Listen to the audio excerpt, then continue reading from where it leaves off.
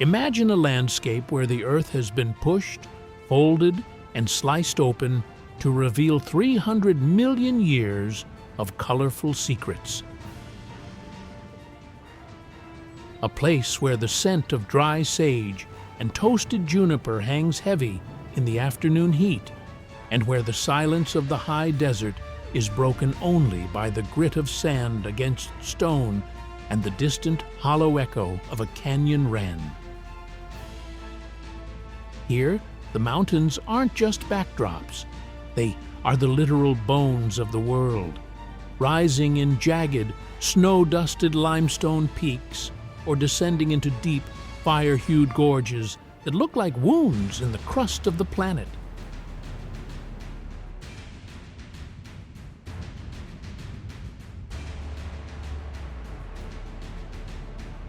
That place is Utah. More than a mere state, it is a living collision of tectonic motion and relentless water, a sanctuary of deep blue alpine lakes and near-perfect stone arches. It is a land defined by its transitions from the cold, verdant forests of the north to the sun-bleached ancient seabeds of the south.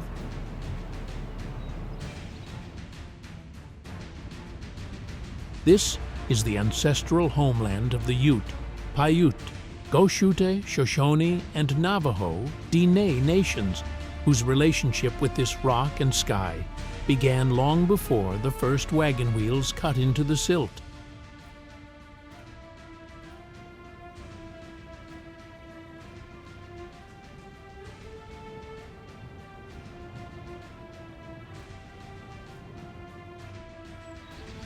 You're watching Era Trails, the channel where we slow down, look closer, and explore the stories behind the world's most remarkable places.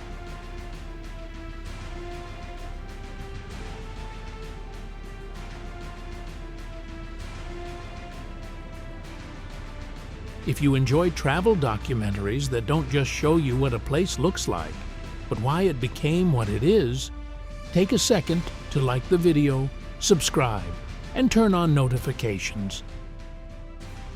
It helps the channel grow and keeps you with us for the journeys ahead. In this episode, we follow the spine of the state along a north to south corridor.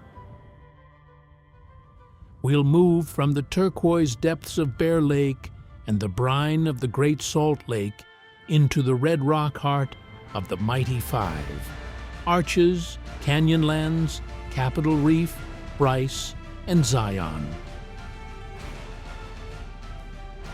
We'll end in the remote wild silence of the grand Staircase-Escalante, where the ground still holds the weight of deep time. We begin where the state's northern roofline meets the sky, at a gateway of emerald water and high-altitude stone. Our first stop, Logan Canyon and Bear Lake.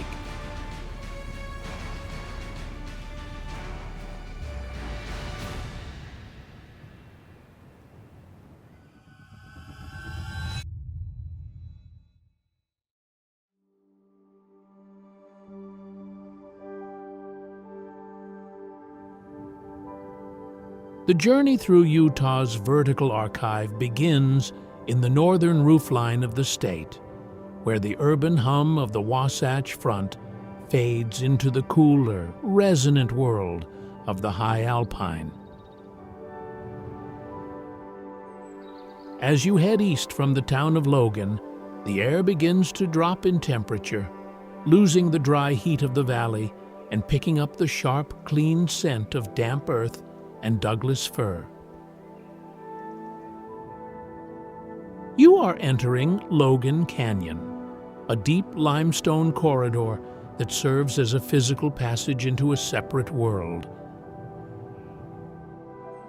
The walls of the canyon rise sharply, hundreds of feet of pale, fractured rock that hold the morning shadows long after the sun has hit the high plateaus above.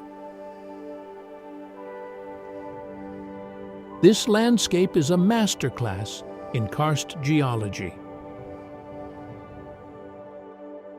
The canyon was carved by the Logan River, a cold, sapphire-colored ribbon of water that has spent the last few million years tirelessly hollowing out a path through Paleozoic limestone and dolomite. Up close, the rock is pocked and textured, the result of slightly acidic rainwater slowly hollowing out the carbonate bedrock over eons. You can hear the river's constant, steady roar, a sound that defines the canyon's atmosphere, reminding you that even the most imposing stone walls are eventually surrendered to the persistence of moving water. After 40 miles of winding through this vertical stone gallery, the canyon suddenly opens, and the horizon widens into a sight that feels misplaced in the high desert. Stretching out before you is Bear Lake, often called the Caribbean of the Rockies. The first impression is dominated by a color that defies the surrounding dusty greens, an intense, milky turquoise that looks almost impossibly rich in its vibrance. This startling blue is the result of chemistry and time. Bear Lake is one of the oldest lakes in North America, sitting in a tectonic graben where the valley floor is slowly dropping as the mountains on either side pull apart. The water is saturated with calcium carbonate particles suspended in the column, which reflect the sunlight back to the surface in that signature turquoise glow.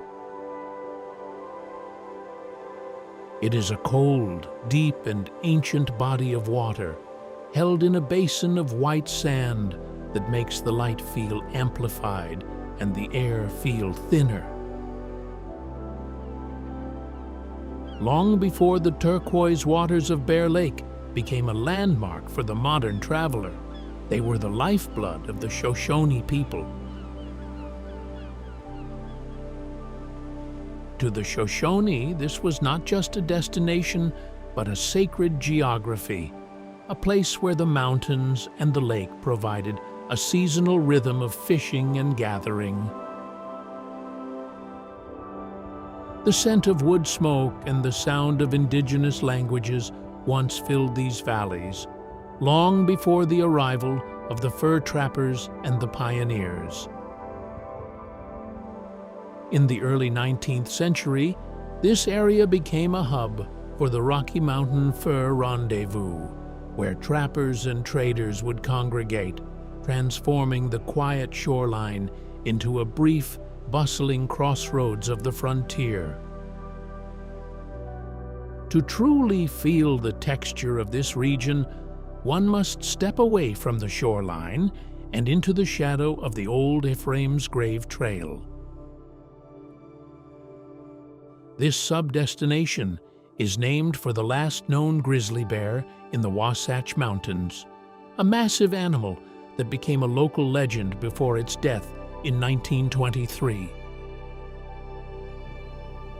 As you hike through the Winter-Wasatch Cache National Forest, the ground is cool and soft with pine needles, and the air carries the sharp, resinous smell of subalpine fir. It is a walk through a landscape that still feels inhabited by the memory of its apex predators, a reminder of the wild core that persists just beyond the road. Down in the valley, the culture turns toward the harvest.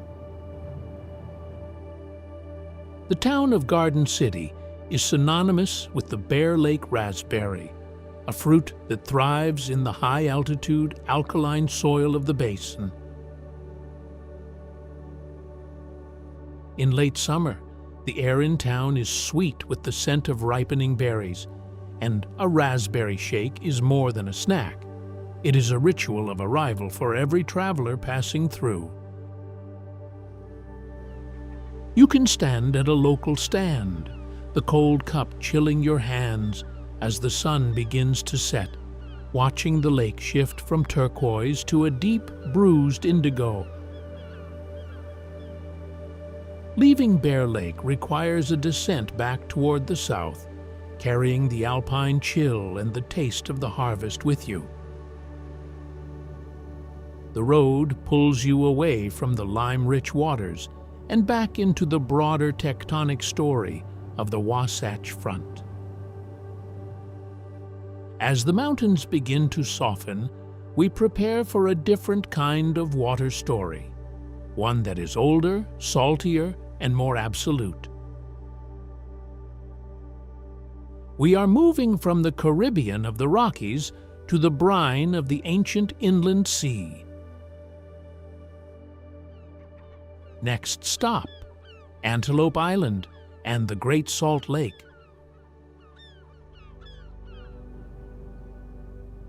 Leaving the alpine turquoise of the north behind, the air grows heavier and carries a sharp, saline tang that signals a transition into a landscape of stark, prehistoric extremes.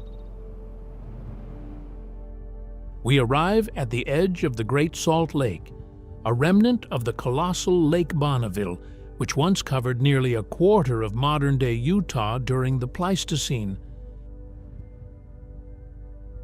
To stand at the shoreline is to look upon a terminal basin, a lake with no outlet, where water only leaves through evaporation, leaving behind a concentrated brine that is several times saltier than the ocean.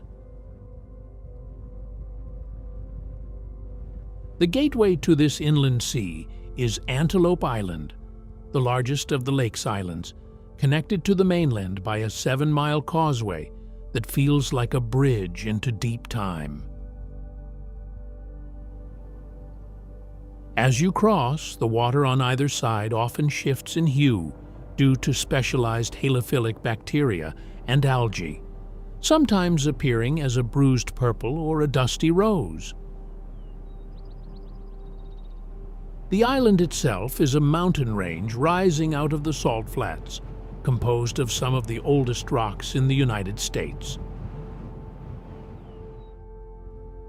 The Farmington Canyon Complex, metamorphic gneiss and schist found on the island, dates back roughly 1.7 billion years, representing the ancient crystalline basement of the North American continent.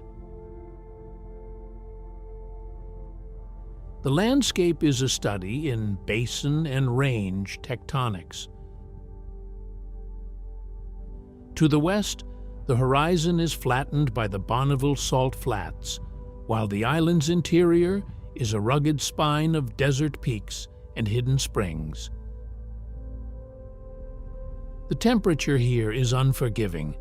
In the summer, the sun reflects off the white salt crusts with a blinding intensity, pushing the heat into a shimmering haze that makes the distant mountains appear to float. In the winter, a heavy, biting cold settles over the brine, and the lake-effect snow can bury the island in a silent, crystalline shroud. It is a place where the geology is not hidden by forest, but exposed in raw, weathered slabs of stone that have watched the rise and fall of ancient oceans. The ecology of Antelope Island is defined by a paradoxical relationship with the surrounding brine, a sanctuary of life adrift in a sea that supports almost none. While the Great Salt Lake is too saline for fish, it is the engine for a massive invisible biomass, brine shrimp, and brine flies. During the summer, the shoreline hums with the sound of billions of flies, a low electric vibration that vibrates in the dry air. The smell is earthy and pungent, the scent of decaying organic matter and salt, forming the base of a food web that sustains millions of migratory birds. On the island's dry interior, the mighty five of the animal kingdom are led by the American bison. Reintroduced in 1893, the herd now numbers in the hundreds, their heavy hooves creating a rhythmic thud against the sun-baked earth. You may see them wallowing in the dust to escape the heat, their musk-heavy scent drifting on the sage-scented wind.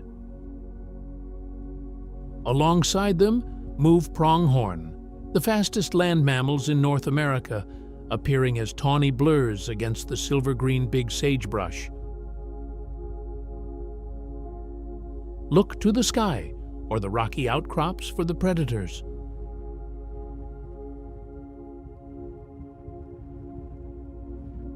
Golden eagles work the updrafts created by the island's ridges, while coyotes move through the shadows of rabbit brush and greasewood.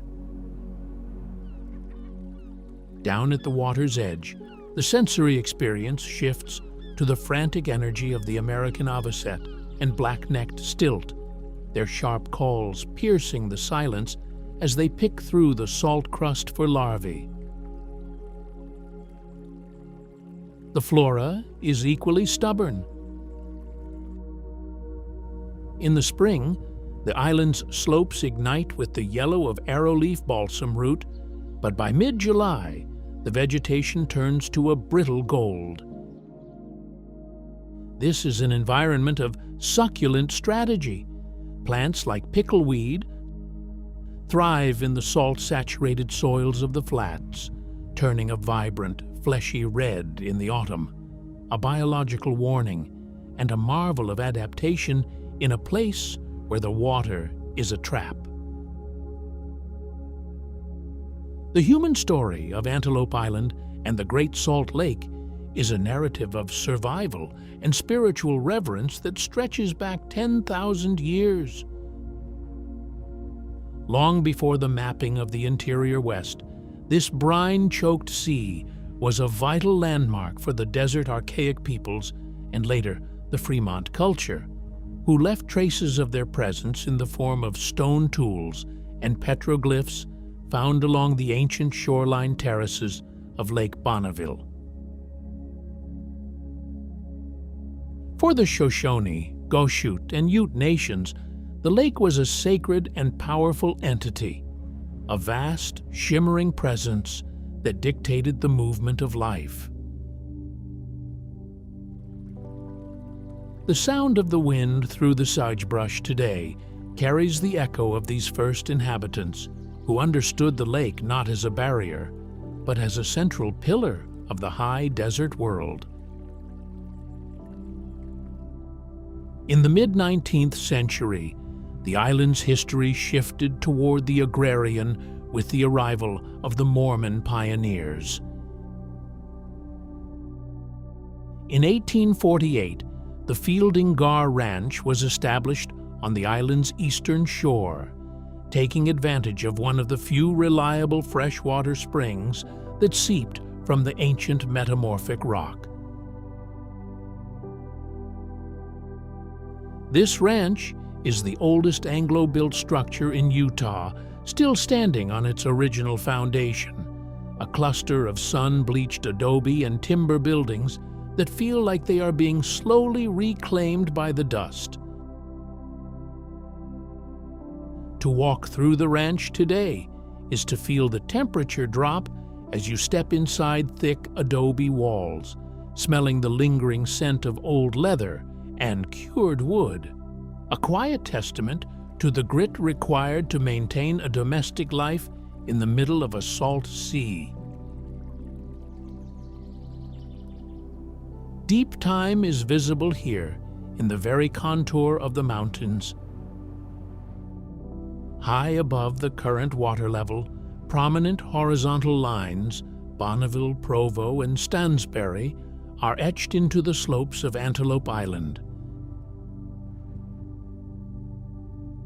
These are ancient shorelines, the bathtub rings left behind by Lake Bonneville as it slowly retreated over 18,000 years. These terraces serve as a geological clock. They mark the dramatic moments when the lake breached its northern dam and plummeted in a catastrophic flood, as well as the long, silent centuries of evaporation that followed. The transition from a freshwater paradise to a hypersaline remnant is a story of planetary change captured in stone. As you look out from Buffalo Point at sunset, the light turns the salt crusts to a shimmering gold, making the modern world feel like a thin veneer over the vast, cold memory of the Pleistocene. We are standing on the wreckage of a lost ocean, a place where the history of the land is not something we read in books, but something we feel in the grit of the salt air and the prehistoric silence of the islands. The architecture of Antelope Island is primarily that of the land itself, but where humans have left their mark, it is defined by a brutal, utilitarian simplicity. The most significant cultural landmark is the Fielding Gar Ranch, which operates less as a museum and more as a sensory archive of the pioneer experience. The structures here, the barn, the bunkhouse, and the main ranch house, are built from a mix of hand-hewn Douglas fir and adobe brick made from the island's own silt and spring water. There is a specific acoustic to these buildings.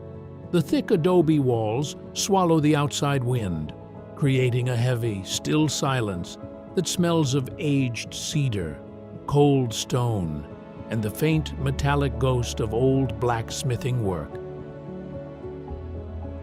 Culturally, the island has transitioned from a site of survival to one of ritualized conservation. Every October, the island hosts the annual Bison Roundup, a modern cultural event that mirrors the ancient relationship between humans and the great herds of the plains. Cowboys and volunteers on horseback move through the sagebrush, the rhythmic thud of hooves and the low, guttural grunts of the bison creating a soundscape that feels entirely removed from the nearby metropolis. It is a choreographed movement designed to check the health of the herd, but for those watching from the ridges, it looks like a scene from a century ago, an intentional act of keeping the Old West alive in the digital age. This spirit of preservation extends to the night. Antelope Island is an officially designated International Dark Sky Park, a recognition that light pollution is a form of cultural erasure. In the total darkness of the island's interior, the architecture of the heavens becomes visible.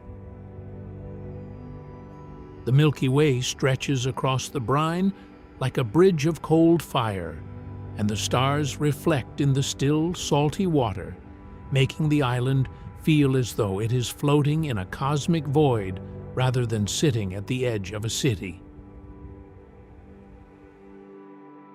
To sit at the Ladyfinger Point overlook as the sun drops below the horizon is to participate in Utah's most consistent ritual, the observation of the Great Salt Lake effect. The sky turns a bruised neon pink, a visual echo of the lake's bacteria, and the air turns cold and heavy with salt. It is a meditative moment where the engineering of the city across the water feels fragile compared to the prehistoric weight of the island's stone. The The legacy of the Great Salt Lake is currently defined by a profound and growing fragility. As water is diverted for agriculture and urban growth along the Wasatch Front, the lake has reached historic lows, exposing vast areas of the lakebed known as playas.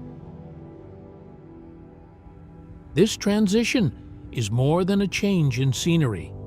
The exposed silt contains high concentrations of naturally occurring arsenic and other heavy metals, which the wind can carry into the nearby valleys during dust storms.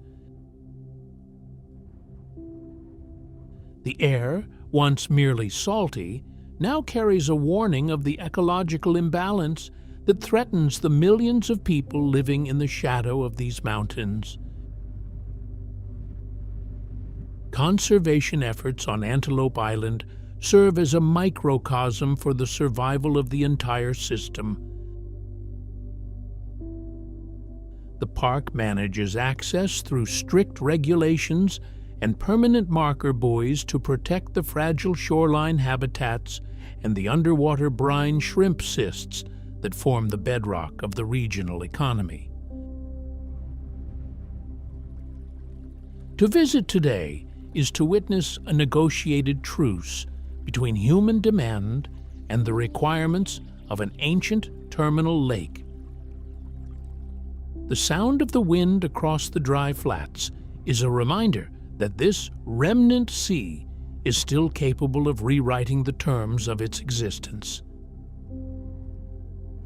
As we leave the brine and bison of Antelope Island, the road pulls us southeast, away from the flat, white horizons of the Salt Sea. We trade the prehistoric silence of the island for the intentional geometry of a city built on a grid. The transition is a sharp one, from the raw, metamorphic gneiss of the North American basement to the meticulously carved granite of a spiritual epicenter. Our next stop brings us into the heart of the state's urban and cultural identity. Next stop, Temple Square and Salt Lake City. Leaving the prehistoric solitude of the Great Salt Lake, the air loses its heavy, saline weight and is replaced by the crisp, dry oxygen of the Wasatch foothills. As you descend into the valley, the horizon is no longer a flat line of brine, but a jagged, mile-high wall of stone known as the Wasatch Range. This is the edge of the Intermountain West, where the landscape has been violently uplifted along the Wasatch Fault. We arrive in Salt Lake City, a place that feels less like a typical metropolis and more like a vast, intentional grid laid over a desert basin. The first impression of the city is one of extreme order. The streets are famously wide, designed, according to legend, so that a team of oxen could turn around without profanity, and are aligned precisely to the cardinal directions. This urban geometry is anchored by Temple Square, a 10-acre sanctuary of soaring spires and manicured gardens that serves as the city's spiritual and geographic zero point. The temperature here is often a few degrees warmer than the surrounding canyons, the pavement radiating a steady heat that carries the faint scent of water from the city's many mountain-fed fountains. The geology of this urban center is literally built into its most famous structures.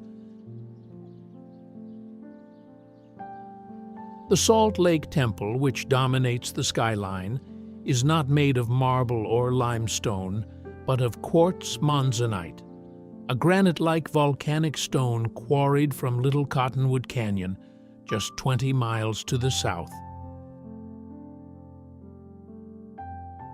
This stone, born from a massive subterranean cooling of magma 30 million years ago, gives the city its signature palette of cool, speckled gray. To touch the walls of the temple is to feel the coarse, unyielding grit of the mountains themselves, a reminder that this city was not just placed on the land, but was carved out of its very bones. The human narrative of the Salt Lake Valley begins long before the grid was laid, rooted in the seasonal migrations of the Shoshone, Paiute, and Ute peoples. For these nations, the valley was a crossroads of trade and a winter refuge, where the thermal springs provided warmth and the mountain runoff sustained life. When the Mormon pioneers arrived in July 1847, led by Brigham Young, they viewed the arid basin through the lens of prophecy, famously declaring, "This is the right place." They immediately set to work turning the desert into a garden, engineering an extensive system of irrigation ditches that pulled water from the Wasatch Peaks to the thirsty valley floor. A masterclass in community-scale resource management.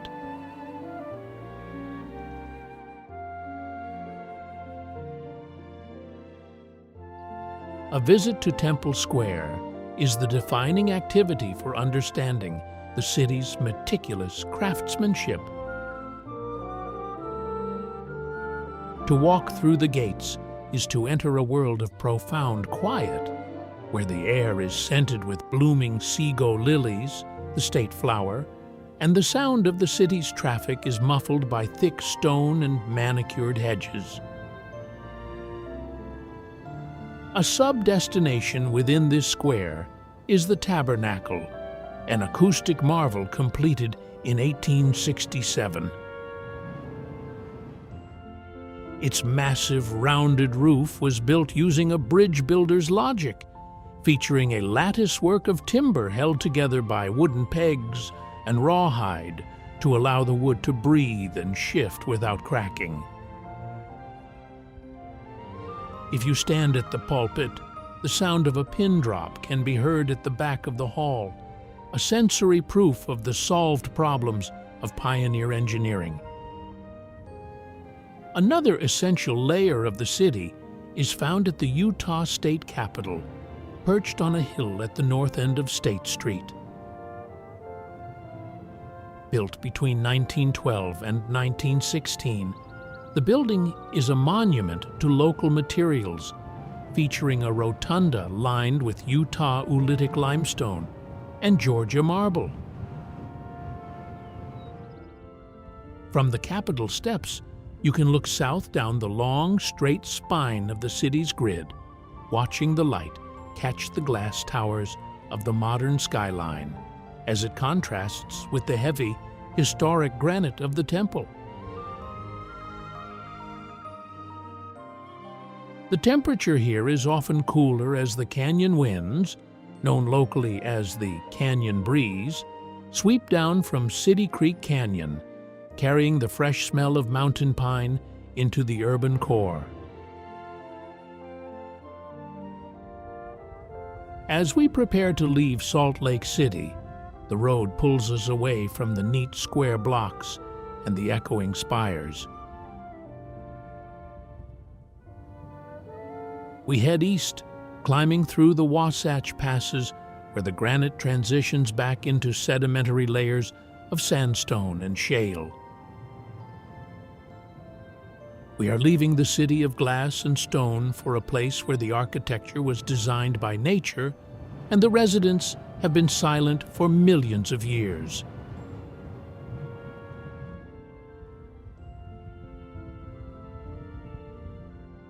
Next stop, Dinosaur National Monument.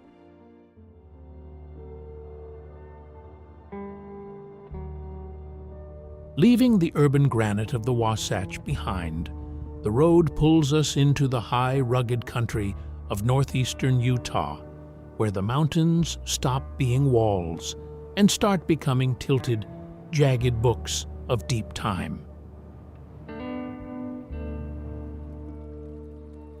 We arrive at Dinosaur National Monument, a landscape defined by the violent uplift of the Uinta Mountains, the only major range in North America that runs east to west. Here, the Earth's crust has been buckled and folded like a rug, thrusting ancient layers of rock toward the sky at impossible angles. The landscape is a study in entrenched erosion. Over millions of years, the Green River and the Yampa River have carved deep, winding trenches through the Uinta uplift, creating a labyrinth of sheer canyons and mitten-shaped rock formations. The air is dry and carries the scent of sun-baked juniper and fine, silty dust. The temperature here is one of extremes, a biting wind-swept chill in the winter, and a fierce, radiating heat in the summer that makes the pale sandstone cliffs hum with energy. The heart of the monument's geology is the Morrison Formation, a layer of late Jurassic River sediments that was deposited roughly 150 million years ago. This wasn't a desert then, but a vast seasonal floodplain. During catastrophic floods, the carcasses of hundreds of dinosaurs were swept into river bends, buried in sand and silt, and eventually turned to stone as silica-rich groundwater replaced their bone marrow. Today, these layers have been tilted nearly vertical by tectonic forces, exposing a massive petrified wall of bones. To look at the landscape here is to see the physical wreckage of a lost world, where the ground beneath your feet is a graveyard of giants, revealed by the patient carving work of the rivers. The ecology of Dinosaur National Monument is a resilient cast of specialists adapted to a high desert environment where water is a precious, fleeting currency. As you move from the riverbanks to the high plateau, the vegetation shifts in response to the moisture and the brutal, radiating heat. In the lower canyons, where the Green River and Yampa River offer a lifeline, you'll find thickets of coyote willow and Fremont cottonwood, their leaves providing a rhythmic metallic rustle in the canyon breeze. The air here smells of damp silt and the heavy, sweet scent of blooming sagebrush. On the steeper, sun-drenched slopes, the forest thins into a scattered community of Utah juniper and pinyon pine. These trees are the quiet architects of the desert, often growing in gnarled, twisted shapes that reflect a century of resisting the wind. The ground between them is a mosaic of cryptobiotic soil, a living crust of cyanobacteria and lichens that stabilizes the sand and captures moisture, a fragile foundation that crumbles under a single misplaced footstep. The wildlife here is as stubborn as the stone. High on the sheer cliffs of Echo Park, you can spot the peregrine falcon, working the updrafts, their sharp cries echoing off the sandstone walls. In the shadier folds of the canyons, the desert bighorn sheep move with an impossible, sure-footed grace across ledges that look vertical from below.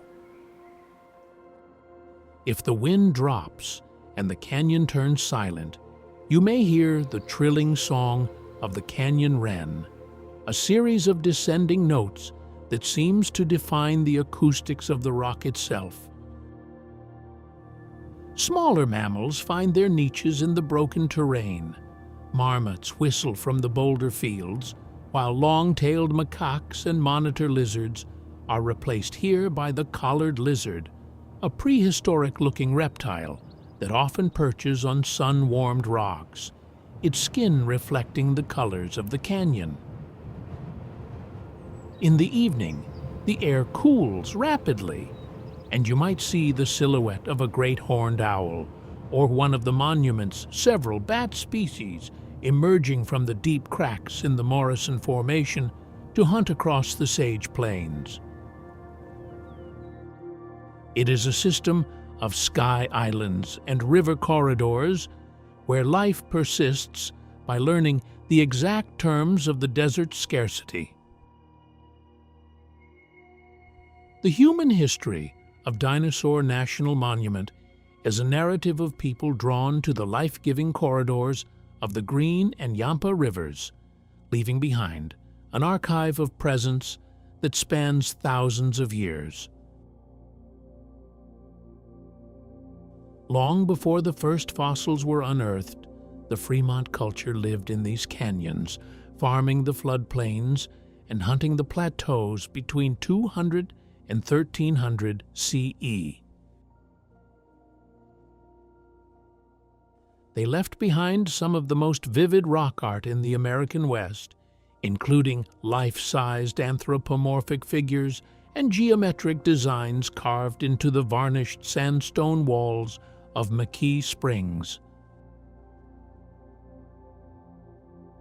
To stand before these petroglyphs is to feel a connection to a society that viewed this rugged landscape as a sanctuary rather than a wilderness. The modern discovery of the monument's namesake began in 1909, when paleontologist Earl Douglas was searching for fossils for the Carnegie Museum. He discovered a series of Apatosaurus tail vertebrae protruding from a sandstone ridge, a discovery that would eventually lead to the excavation of thousands of bones. Douglas envisioned the site not just as a quarry, but as a permanent museum where the bones could be seen exactly as they were found in the rock. In 1915, President Woodrow Wilson officially established the area as a national monument, protecting the 80-acre quarry that would later be expanded to cover the surrounding 210,000 acres of canyon country. Deep time is the central character of this landscape, written in the wall of bones inside the quarry exhibit hall. This massive vertical slab of the Morrison Formation contains over 1,500 fossilized dinosaur bones, including those of Allosaurus, Stegosaurus, and Diplodocus. These animals were not preserved in a single event, but were swept into a massive river bend over millions of years, their remains piling up in a high-energy environment of sand and silt. The stone itself feels heavy with the gravity of this prehistoric graveyard, a place where you can reach out and touch a femur that has been encased in rock for 150 million years. The transition from a late Jurassic floodplain to a modern desert is a story of extreme tectonic violence. As the Uinta Mountains rose, the horizontal layers of the Morrison Formation were tilted nearly 67 degrees, thrusting the buried riverbed to the surface. This geological uplift acted like a scalpel, peeling back the layers of the earth to reveal a world that had been hidden for eons.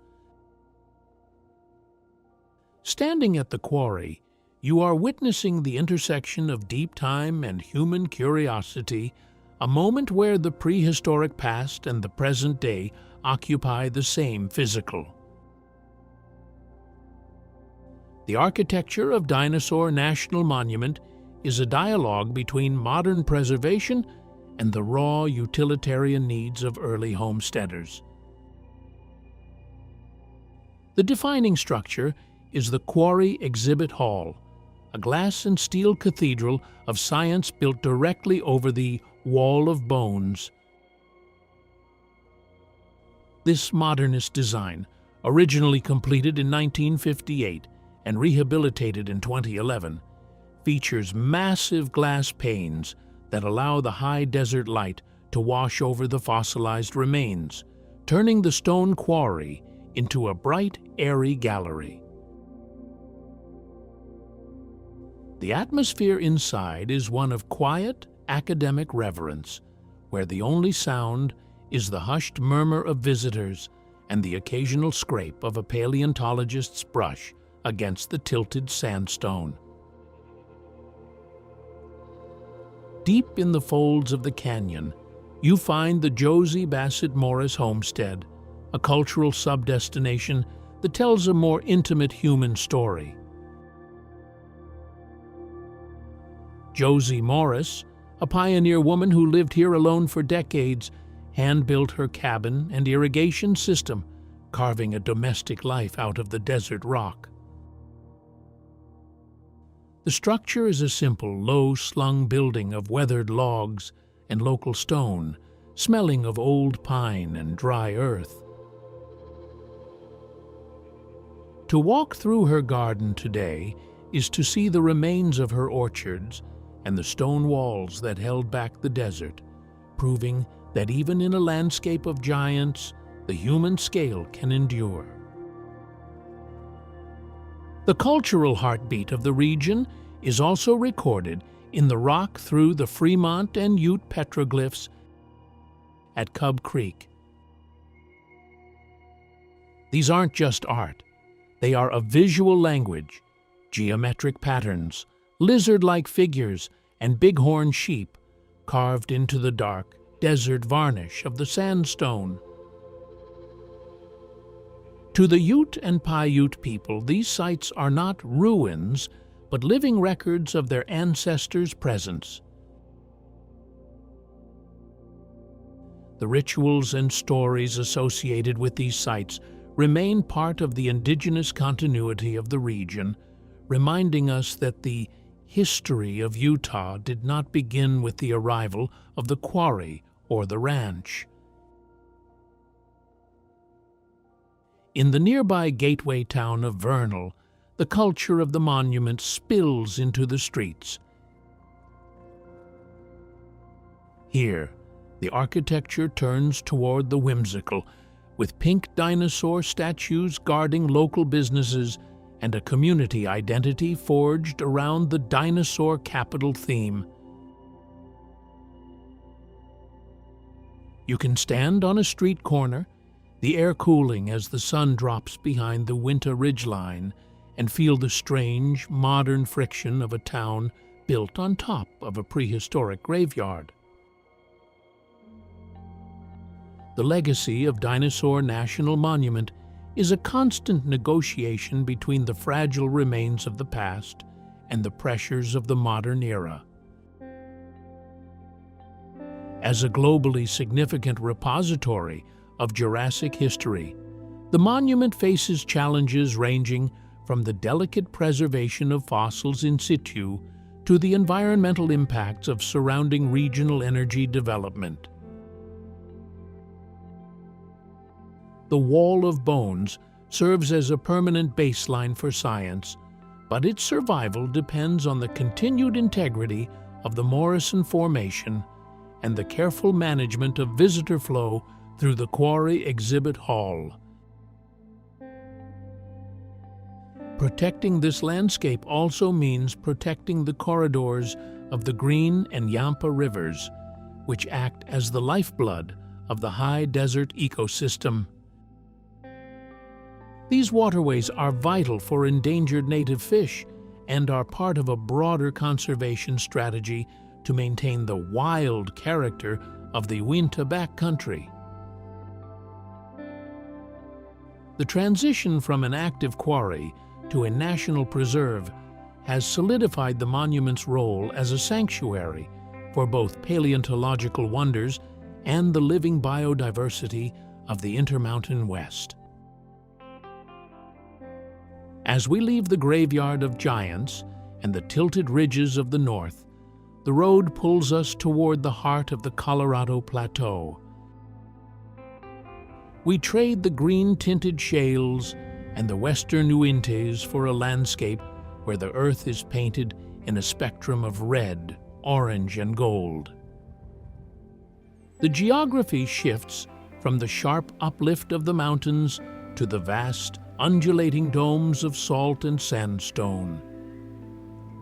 We are entering a region where the land doesn't just hold history, it arches over it. Next stop, Arches National Park.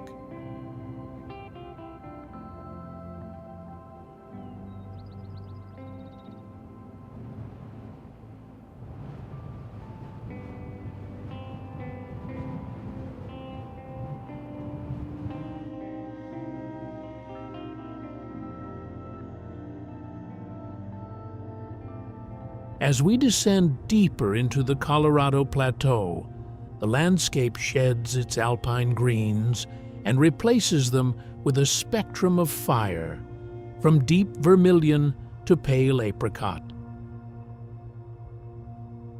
We arrive at Arches National Park, a place where the architecture of the earth feels gravity-defying and temporary. Here, the high desert has been sculpted into more than 2,000 natural stone arches, a density found nowhere else on the planet.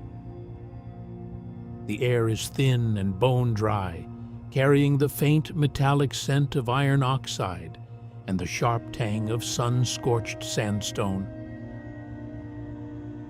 The why of this landscape is hidden beneath the surface in a story of salt and pressure. Roughly 300 million years ago, a massive inland sea evaporated, leaving behind a layer of salt up to several thousand feet thick. Over eons, this salt was buried by thousands of feet of sediment, which eventually compressed into the Entrada sandstone. Because salt is unstable under pressure, it began to flow and bulge upward like a slow-motion fluid, buckling the overlying sandstone into long parallel ridges called fins. Water and ice then took over the carving. Slightly acidic rainwater seeped into the vertical cracks of these sandstone fins, while the cycle of freezing and thawing, known as frost wedging, slowly pried the layers apart. Over millions of years, the centers of these fins collapsed, leaving behind the freestanding spans and windows that define the park today. The first impression of the park is one of radical verticality. Massive monolithic walls, such as those in Park Avenue, rise like a skyline of stone cathedrals, their shadows lengthening across the valley floor as the afternoon heat begins to shimmer. It is a landscape that feels both monumental and fragile, a place where the geology is still performing in real time, shedding flakes of stone with every winter freeze and summer storm. The ecology of Arches National Park is a testament to survival in a world of limited margins and extreme exposures. As the temperature climbs, the desert reveals a cast of specialists that have learned to treat the heat not as an enemy, but as a condition of existence. On the sandy flats between the fins, you'll find the Utah juniper and pinyon pine, trees that often appear half-dead, their twisted, silvered wood a result of a strategy where they sacrifice specific limbs during droughts to ensure the heart of the tree survives. The air around them carries a sharp, resinous perfume that intensifies as the sun bakes the needles. In the shadier folds of the rock, the microclimate softens. Here, you might find the desert bighorn sheep, their tawny coats blending perfectly with the Navajo sandstone. They move with a rhythmic, clicking sound of hooves on stone, a sound that carries in the still, dry air of the canyons. Look for the western whip-tailed lizard darting across the sand, or the red-tailed hawk, using the thermals rising off the fins to circle the valley in effortless, wide loops.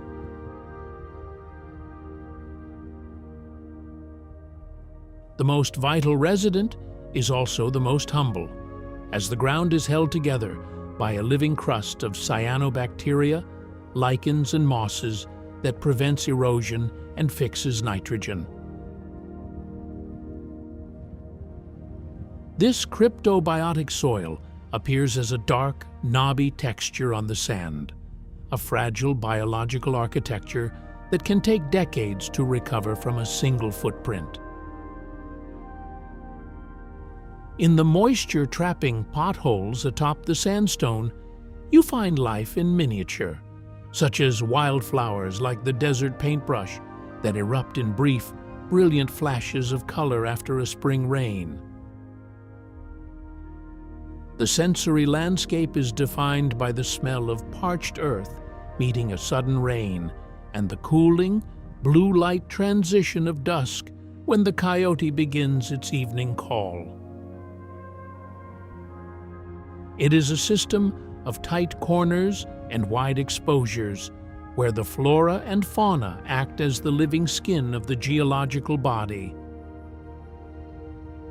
The human narrative of Arches National Park is etched into the stone and soil, a chronicle of adaptation that reaches back thousands of years. For the Paiute, Ute, and Navajo, Diné nations, these sandstone cathedrals were never empty voids. They were a lived-in geography, a source of materials, and a site of spiritual significance. Long before colonial names were applied to the spans, the ancestral Puebloans and the Fremont people moved through these canyons, leaving behind a visual archive of their presence.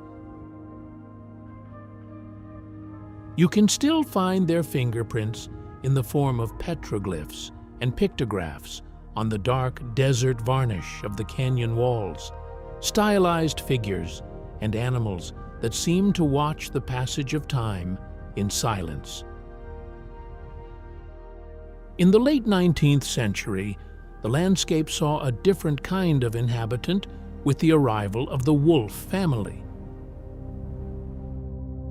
A sub-destination that anchors this era is Wolf Ranch, a small, weathered complex of logs and stone built near Delicate Arch Wash.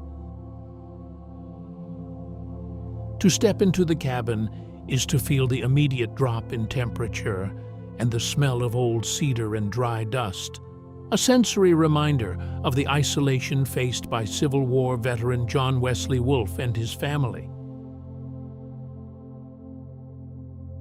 It is a humble, stubborn structure that proves human life could persist even in a land that offers no easy water and radiates a fierce, unyielding heat.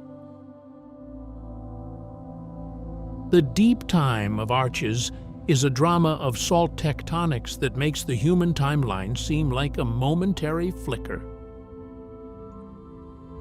Roughly 300 million years ago, this region was a basin where ancient seas evaporated, depositing a layer of salt thousands of feet thick. Over millions of years, this unstable salt flowed and bulged under the weight of overlying sediment, cracking the sandstone into the long fins we see today. The arches themselves are temporary features on a geological scale. They are the result of water and ice patiently prying apart the rock until the centers collapse under their own weight. To stand at the base of Delicate Arch at sunset is to witness the intersection of these two histories. As the light turns the sandstone to a glowing neon orange, you are seeing a structure that is simultaneously ancient and in a state of slow-motion disappearance. The wind that scrapes across the plateau today is the same force that has been editing this landscape for eons, reminding us that in Utah, the land is both the author and the archive. The architecture of Arches National Park is a profound collaboration between the erosive forces of nature and a human culture that has learned to view stone as a sacred vessel. The defining structures are the arches themselves, particularly Delicate Arch, a freestanding span that has become the global symbol of Utah. To reach it, travelers must navigate the slick rock slopes, where the temperature rises as the orange stone absorbs the solar energy, and the only sound is the rhythmic scrape of boots on grit. Standing beneath the arch, the air feels different, funneled and pressurized by the geometry of the span, and carries the dry, ancient smell of sun-baked Entrada sandstone. A vital cultural sub-destination within the park is the Balanced Rock area, where a massive stone block the size of 3 school buses sits perched upon a narrowing pedestal of Dewey Bridge mudstone. This formation serves as a visual metaphor for the precariousness of life in the high desert, a monument that requires no masonry to command reverence. Nearby, the window section provides a more communal experience, where the architecture opens up into massive stone eyes that frame the distant, snow-capped La Salle Mountains. The light here is theatrical, shifting from a pale yellow in the morning to a deep, bruised purple at dusk, creating a sensory environment that has inspired generations of photographers and writers.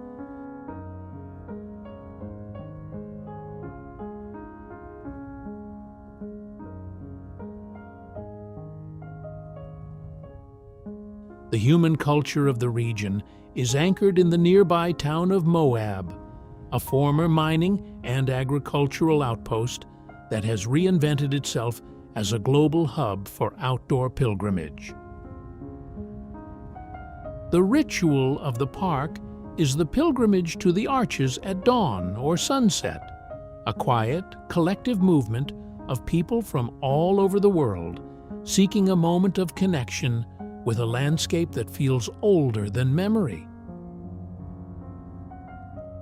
You can feel this culture in the local galleries and gear shops, where the visual language is dominated by the curves of the arches and the texture of the red rock. Even the infrastructure of the park, from the winding road to the stone-lined pullouts, was designed to emphasize the landscape rather than distract from it. These man-made paths follow the natural contours of the salt-borne ridges, proving that even transit can be a form of art when practiced with respect for the terrain. As the sun sets, the culture of the park shifts to one of silence and observation, where the only sound is the cooling of the rock and the distant, lonely call of a coyote. The legacy of Arches National Park is defined by the tension between its global popularity and its inherent geological fragility. Because the arches are temporary features in the eyes of deep time, their preservation is less about stopping erosion and more about managing the human impact on the surrounding living systems. The transition from a remote desert secret to a world-famous destination has required innovative management strategies, such as timed entry reservations and strict stay-on-trail messaging, to protect the delicate cryptobiotic soil that holds this arid world together.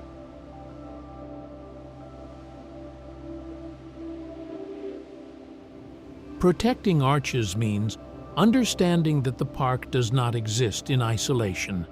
It is part of a broader, interconnected ecosystem of the Colorado Plateau.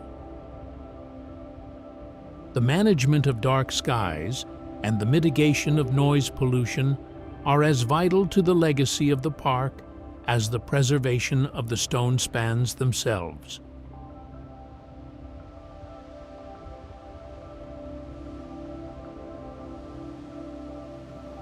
To walk through the Devil's Garden today is to witness the discipline of access, a commitment to ensuring that the silence and the scale of the red rock remain intact for the generations that follow.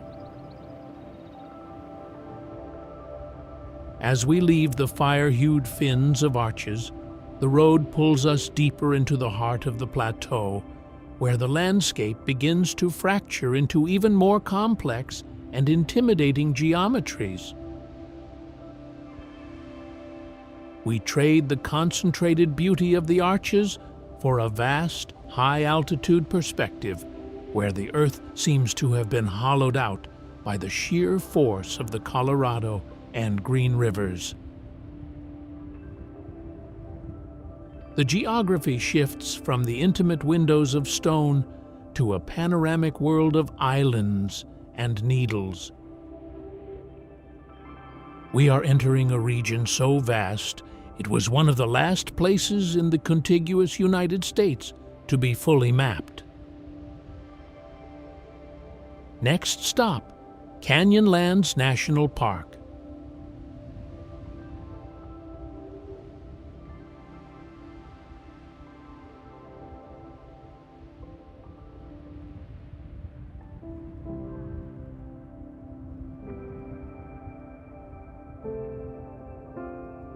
Leaving the concentrated fins of arches behind, the landscape begins to open and fracture into a scale that feels almost architectural in its vastness. We arrive at Canyonlands National Park, a place where the Colorado Plateau has been carved into a wilderness of canyons, mesas, and buttes by the patient carving work of the Colorado and Green Rivers. This is a landscape divided into 4 distinct districts by the rivers themselves, creating a study in vertical drama where the earth seems to have been hollowed out from within.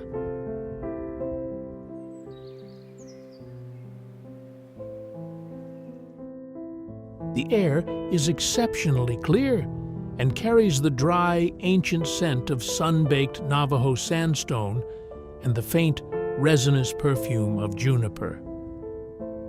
The geology here is a story of entrenched erosion and tectonic resilience. The island in the Sky District sits atop a massive level of Wingate sandstone, a high-altitude mesa that rises more than 1,000 feet above the surrounding terrain. From the rim, the first impression is one of staggering depth. The world drops away in steep, layered steps, revealing a canyon within a canyon effect carved over millions of years. Below the primary rim lies the White Rim, a hard layer of Permian sandstone that acts as a balcony over the deeper, more turbulent cuts of the river corridor. The temperature in Canyonlands is a character of its own, shifting rapidly from the searing, radiating heat of the canyon floor to the biting, wind-swept chill of the high mesas. In the Needles District, the geology turns toward the surreal, where the same salt tectonic forces that shaped arches have pushed the stone into hundreds of colorful, tapering spires. The ground here is a mosaic of red and white banded rock, fractured by joints that have been widened by water and ice until only the narrowest fins remain. It is a landscape that feels older than memory, a place where the forces of fire, water, and time have conspired to create a geometry that refuses to be simplified. The ecology of Canyonlands National Park is a living study in vertical niches where life clings to the margins of a landscape defined by extreme exposure and scarce water. As you move from the riverbanks up to the high mesas of the island in the sky, the cast of characters changes with every 1,000-foot gain in elevation. In the deep, shaded folds of the canyons, the air is cooler and holds the damp, earthy scent of river silt and coyote willow. Here, you may find the desert bighorn sheep, their heavy horned silhouettes appearing as statues against the red walls, moving with a sure-footed grace across ledges that look impossible from below. On the high, dry plateaus, the vegetation is dominated by the Utah juniper and pinyon pine, trees that grow in gnarled, twisted shapes as they endure the relentless high desert wind. The ground is often a mosaic of silver-green big sagebrush and the dark, knobby texture of cryptobiotic soil. This living crust is a vital biological architect composed of cyanobacteria, lichens, and mosses that fix nitrogen and prevent the fine sand from blowing away. The animal life is built for silence and camouflage. You may hear the sharp, descending trill of the canyon wren before you see it, a sound that defines the acoustics of the stone corridors. In the evening, as the temperature drops and the mesa turns a bruised purple, the coyote begins its lonely, echoing call, while several species of bats emerge from the deep cracks in the sandstone to hunt across the sage plains. The sensory experience of Canyonlands is one of extreme contrast. The smell of rain on sun-baked rock, petrichor, and the sudden, cooling hush of a canyon breeze that carries the fresh scent of mountain pine from the distant peaks. It is an ecosystem that survives through restraint, where every organism has mastered the terms of the plateau's scarcity. The human history of Canyonlands National Park is a narrative of profound resilience and spiritual connection, written into the very walls of the canyons. For thousands of years, this fractured landscape has been the homeland of the ancestral Puebloans and the Fremont people, followed by the Paiute, Ute, and Navajo Diné nations. For these cultures, the canyons were not a wilderness to be conquered, but a complex geography of shelter and sacred space. The air still feels heavy with their presence near sub-destinations like Roadside Ruin, where a 700-year-old granary sits tucked into a sandstone alcove, smelling of dry dust and ancient cedar. In the mid-20th century, the park's story shifted toward exploration and conservation.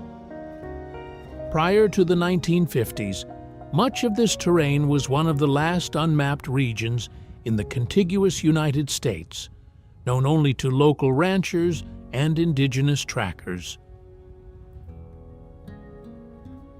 The drive to protect this landscape was championed by Secretary of the Interior Stuart Udall, leading to the park's establishment in 1964. This modern era of preservation is anchored by sub-destinations like the Needles District, where historic cowboy camps like Cave Spring offer a sensory glimpse into the frontier era, the smell of old leather and wood smoke still lingering near the hand-hewn troughs and rock-walled corrals. Deep Time is the primary architect of Canyonlands, a drama of salt tectonics and river power that spans hundreds of millions of years.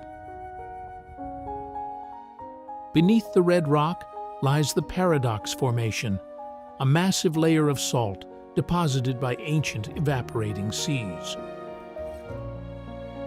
Over eons, this salt layer bulged and flowed under the weight of overlying sediment, creating the massive fins of the Needles and the collapsed salt dome of Upheaval Dome. The rivers then acted as the scalpel, carving through these weakened layers to reveal the deep geological archive we see today. The transition from a vast horizontal plateau to this world of vertical fractures is a testament to the slow, patient violence of erosion. To stand at Grand Viewpoint is to witness the physical record of climate change and tectonic shift.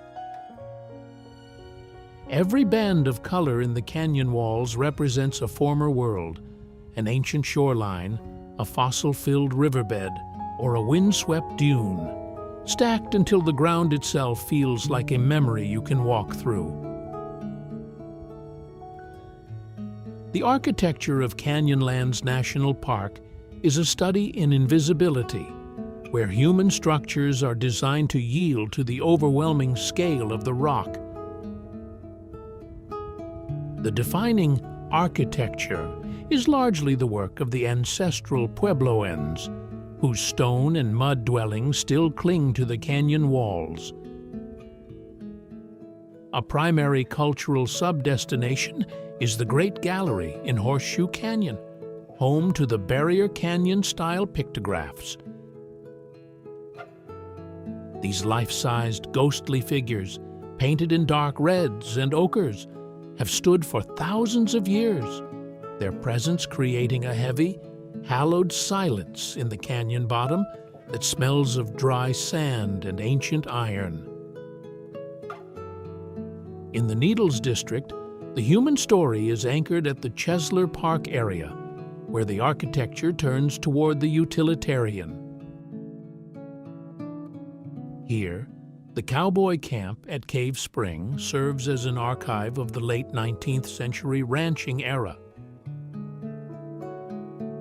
The structure is essentially a modified natural alcove, where stone walls and timber troughs were added to the existing rock to create a shelter for cattle and men. Walking through the site today, the air carries a faint, persistent scent of old leather and cured wood, a reminder of the era when the culture of the plateau was defined by the grit of the frontier. The modern culture of Canyonlands is one of the river pilgrim.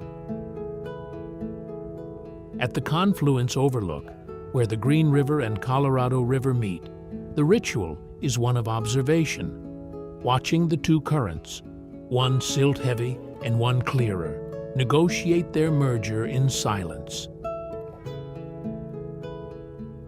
This culture of deep exploration is supported by the town of Moab, where the visual language is defined by the gear of the trail and the boat. Even the park's visitor centers, such as the one at Island in the Sky, act as modernist viewing platforms designed to frame the horizon. These low-slung buildings use local materials and large glass panes to erase the boundary between the climate-controlled interior and the radiating heat of the mesa. As the sun drops, the culture of the park becomes one of total stillness, where the only movement is the light fading over the Schaffer Trail, and the only sound is the cooling of the sandstone. The legacy of Canyonlands National Park is defined by its status as one of the last true wilderness frontiers in the contiguous United States. Because the park was established relatively late, in 1964, its management has been rooted in a modern understanding of unfragmented landscape protection. The transition from a region of unmapped mysteries to a federally protected preserve was a moral origin story for the Colorado Plateau, ensuring that the vast systems of the island in the sky and the Needles remained intact. Protecting this landscape today requires a delicate balance between welcoming the modern river pilgrim and safeguarding the ancient archives of the ancestral Puebloan and Fremont cultures. The preservation of the Great Gallery, pictographs, and the roadside ruin granaries depends on the community's commitment to no-touch behavior and the enforcement of strict archaeological boundaries. These sites are treated not as ruins, but as living history that requires the same respect as a cathedral. As we leave the vast, fractured horizons of Canyonlands, the road pulls us west, away from the deep river trenches and toward a landscape that feels significantly more intimate and strange. We trade the monumental mesas for a valley of hoodoos and goblins, where the geology has been edited into a playground of stone.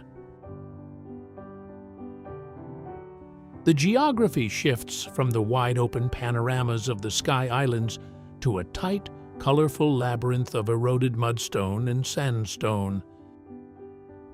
We are entering a region where the land seems to have a sense of humor, a place where the rules of symmetry and scale are playfully ignored. Next stop, Goblin Valley and Little Wild Horse Canyon. Leaving the monumental, high-altitude mesas of Canyonlands behind, the road pulls us west across the San Rafael Swell, a massive geological kink in the Earth's crust where the horizons start to feel more intimate and increasingly strange. We arrive at Goblin Valley, a place where the Colorado Plateau has been edited into a bizarre mushroom-shaped playground of stone. The air is exceptionally still and carries the dry, earthy scent of parched mudstone and the faint, metallic tang of sun-bleached iron oxide. The why of this landscape is a story of unequal resistance and the patient work of water. The valley floor is composed of the Entrada sandstone, specifically a layer known as the Curtis Formation, which was deposited roughly 160 million years ago in an ancient tidal flat environment. Over eons, this sandstone was capped by harder layers, but as those caps eroded, the softer mudstone beneath was exposed to the elements. Rainwater and wind have spent millions of years widening the joints and cracks in the rock, carving the stone into thousands of freestanding pillars known as hoodoos or goblins. Because the layers of stone have different levels of hardness, the erosion is uneven, leaving rounded heads sitting atop narrowing necks of softer siltstone. The first impression is one of radical whimsy. Thousands of identical, rounded domes crowd the valley floor like a tray of truffles or a field of stone mushrooms left out in the sun. The temperature here radiates from the orange-brown mud, pushing the heat into a shimmering haze that makes the goblins appear to shift and move. It is a landscape that feels like a living sculpture garden, a place where the rules of symmetry and scale are playfully ignored by the forces of deep time. The human story of this surreal basin is a quiet one, defined by a long period of indigenous anonymity followed by late frontier discovery. While the ancestral Puebloans and Fremont people inhabited the surrounding San Rafael swell, there is little evidence they spent significant time among the Goblins, perhaps viewing the distorted valley as a place of spiritual caution rather than settlement. The modern narrative began in the late 1920s, when Arthur Chaffin, searching for an alternative route between Hanksville and Green River, came upon what he called Mushroom Valley. His initial shock at the thousands of stone figures remains the shared experience of every traveler who steps over the rim today. The defining activity in this landscape is free-roaming exploration, as Goblin Valley is one of the few state parks where you are encouraged to wander off-trail among the formations. To walk into the Valley of Goblins is to enter a world of muffled acoustics. The soft mudstone walls swallow the sound of the wind, creating a heavy, hallowed silence that smells of dry dust and sun-warmed clay. A sub-destination that anchors the experience is the Goblin's Lair, a cavernous, hidden chamber on the eastern edge of the valley, where sunlight filters through a collapsed ceiling, illuminating the dust motes in a shaft of golden light. Just a few miles to the north lies a different kind of geological challenge, Little Wild Horse Canyon. This is one of the most accessible slot canyons in Utah, a narrow, twisting fracture in the Navajo sandstone. To enter the slot is to feel the temperature drop by 20 degrees in a single step, the air turning cool and damp with the smell of trapped water and shaded sand. The walls are sculpted into fluid, scalloped waves by flash floods, rising so close together in places that you must turn sideways to pass. The sensory experience is one of intimate confinement, the smooth, cold rock pressing against your shoulders and the soft grit of sand beneath your boots. Leaving the Goblins and the slot canyons behind, we head south toward the town of Hanksville, carrying the scent of dry clay and the memory of the stone labyrinth with us. The road pulls us away from the whimsical mudstone and back into the monumental scale of the Colorado Plateau.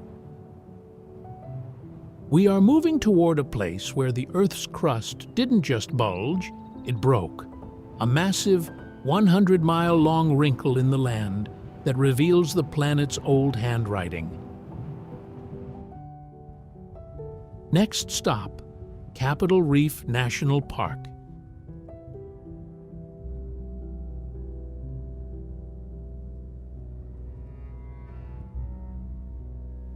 With the whimsical goblins of the San Rafael swell behind us, we head further south into a landscape that feels less like a playground and more like a fortress.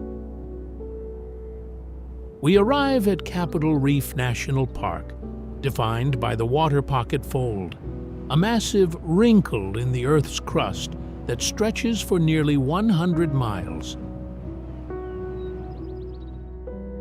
This is a monocline, a geological kink where the layers of stone have been pushed upward by tectonic forces and then eroded into a jagged spine of cliffs and domes.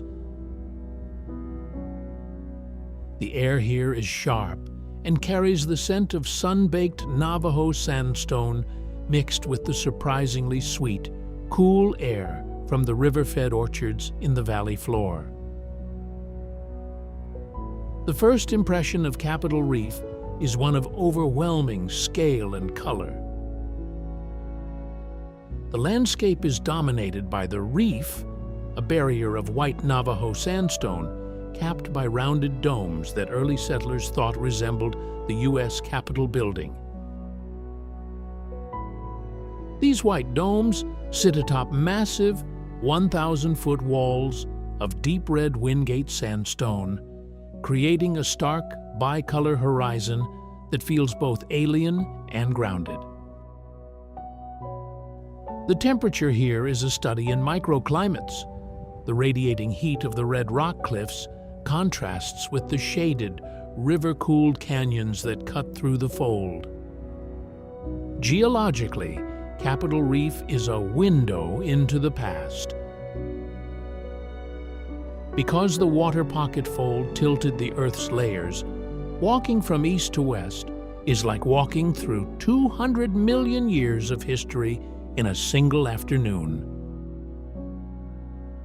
You pass through the remains of ancient oceans, fossilized swamps, and massive, wind-swept dune fields that have been turned to stone. The water pockets, for which the fold is named, are small depressions in the sandstone, natural cisterns that trap rainwater, providing a life-giving resource in an otherwise arid world. It is a landscape of slow-motion violence, where the Earth's crust was bent until it nearly broke, leaving behind a vertical labyrinth of stone. The ecology of Capitol Reef is defined by a striking contrast between the slick rock desert and the lush riparian corridors created by the Fremont River. As the water cuts through the water pocket fold, it creates a narrow ribbon of green in a world of red and white stone. Along these banks, the air is markedly cooler and carries the heavy, sweet scent of Fremont cottonwoods and blooming willows. This corridor acts as a vital highway for wildlife, where you can often spot the mule deer grazing in the high grass meadows during the blue light of dawn. On the drier, sun-scorched slopes of the reef, life is more guarded. The Utah juniper and pinyon pine dominate the high benches, their roots wedged into the cracks of the Navajo sandstone to seek out hidden moisture. These trees are often centuries old, their gnarled trunks acting as a record of the persistent desert wind. The ground between them is home to the desert bighorn sheep, which are particularly well adapted to the verticality of the fold. Their tawny coats provide such perfect camouflage against the Wingate sandstone that you often hear the sound of a falling pebble before you see the animal itself. A unique ecological feature of this landscape is the historic fruta orchards, where thousands of apple, peach, pear, and apricot trees are maintained as a working landscape. They create a cooling canopy that attracts a higher concentration of songbirds and pollinators than the surrounding desert, resulting in a sensory environment where the smell of ripening fruit mixes with the dry scent of sage. In the higher elevations of the park, you may encounter the Mexican spotted owl, nesting in the narrow, shaded slot canyons that branch off the main fold. On the hotter flats, the collared lizard, a vibrant, prehistoric-looking reptile, can be seen basking on the dark boulders of volcanic basalt that were carried down from the nearby Thousand Lake Mountain by ancient floods. The sensory experience of the park's ecology is one of constant transition, from the dry, resinous smell of the pinyon juniper forest to the humid, leafy dampness of the riverbed. The human narrative of Capitol Reef is an archive of survival etched into the canyon walls and planted in the valley floor. For over 1,000 years, the Fremont culture thrived here, utilizing the Fremont River to irrigate crops of corn, beans, and squash. They left behind a spectacular series of petroglyphs, anthropomorphic figures with broad shoulders and intricate headdresses, carved into the red Wingate sandstone. To stand at the base of these cliffs is to feel the weight of a civilization that viewed this reef of stone as a generous provider rather than a barrier. In the late 1800s, a new chapter began with the arrival of Mormon pioneers who established the settlement of Fruita. This community was an anomaly in the high desert, a lush, self-sustaining oasis where families planted thousands of fruit trees in the rich river silt. A primary sub-destination of this era is the Gifford Homestead, a sturdy, low-slung house that smells of baking pies and old wood.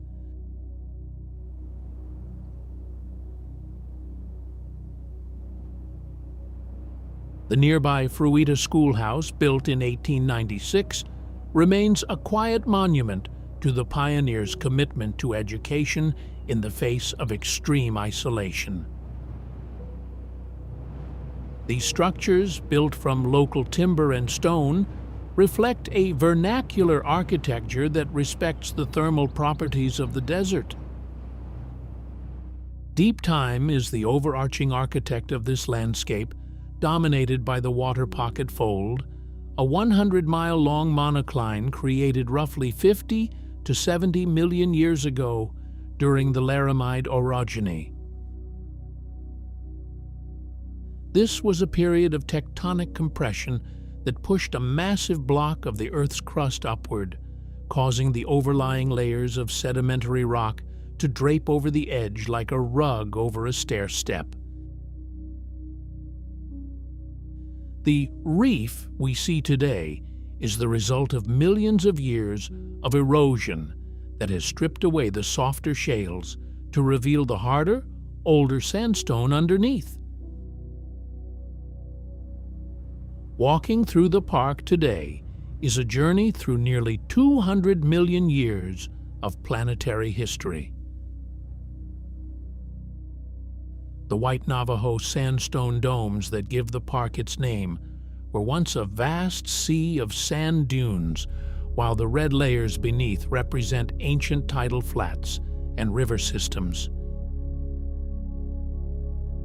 The water pockets themselves, natural tanks eroded into the sandstone, serve as a bridge between the geological past and the biological present, trapping the seasonal rains that have sustained travelers from the Fremont people to the pioneers for centuries.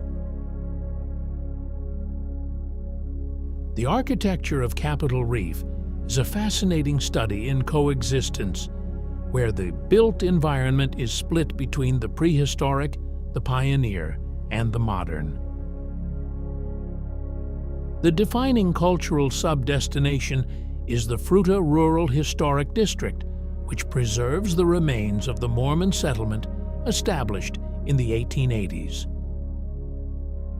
The structures here, like the Gifford House and the Fruita Schoolhouse, are built with a deep understanding of the local climate. Using thick walls and local timber, these buildings create a natural thermal mass that keeps the interiors cool during the radiating heat of a desert afternoon. To walk through the district is to smell the irrigation water hitting the dry soil and the ripening fruit in the orchards, a sensory reminder of a culture that learned to work with the desert's scarcity. Contrast this with the architecture of the Fremont culture located just a few miles away. Their presence is felt through the stone granaries tucked high into inaccessible alcoves of the Wingate sandstone. These were built using sandstone slabs and mud mortar, designed to protect harvests from rodents and moisture. This indigenous architecture reveals a culture that integrated seamlessly with the verticality of the water pocket fold, viewing the cliffs as both a shelter and a storehouse. The cultural ritual of the park today often centers around the harvest in the orchards, where visitors can pick their own fruit, continuing a century-old tradition of communal labor and bounty in the heart of a stone wilderness. Modern interventions in the park follow the Mission 66 aesthetic, a post-World War II movement in national park architecture designed to be low-slung and unobtrusive. The visitor center, built with local stone and large viewing windows, acts as a frame for the landscape rather than a distraction from it. This modernist approach ensures that even as we provide facilities for the modern pilgrim, the dominant visual experience remains the 1,000-foot walls of the Reef. The culture of the park is one of slow exploration, where the primary activity is not just hiking, but observing the way the light shifts across the Navajo sandstone domes, turning them from a pale, ghostly white to a warm, glowing amber at dusk.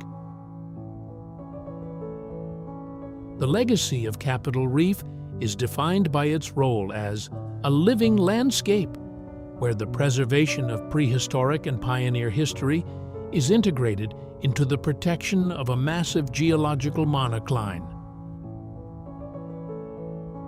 Unlike many other parks that focus primarily on wilderness, Capitol Reef manages a working agricultural heritage within the Fruita Rural Historic District.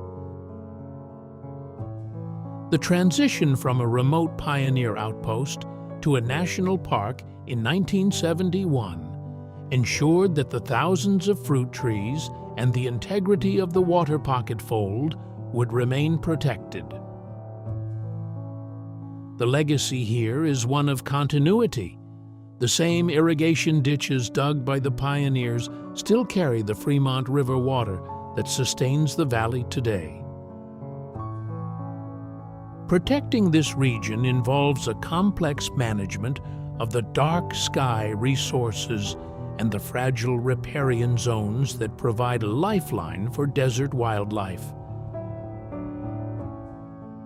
As a gold-tier international dark sky park, Capitol Reef offers a window into the universe that is increasingly rare in the modern world. The transition from the sun-drenched red rock brilliance of the day to the velvet, star-dense clarity of the night is a core part of the park's identity.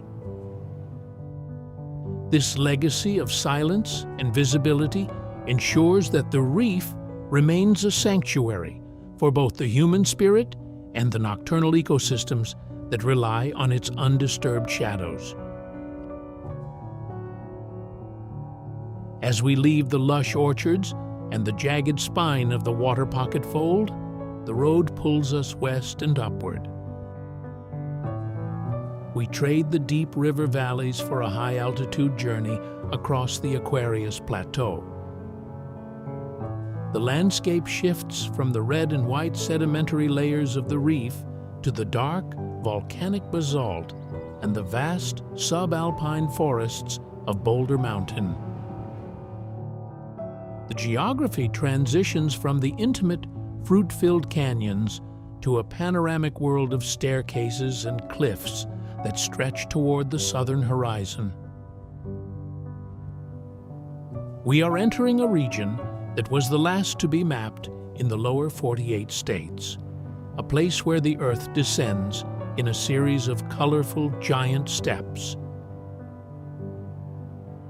Next stop, Grand Staircase-Escalante National Monument.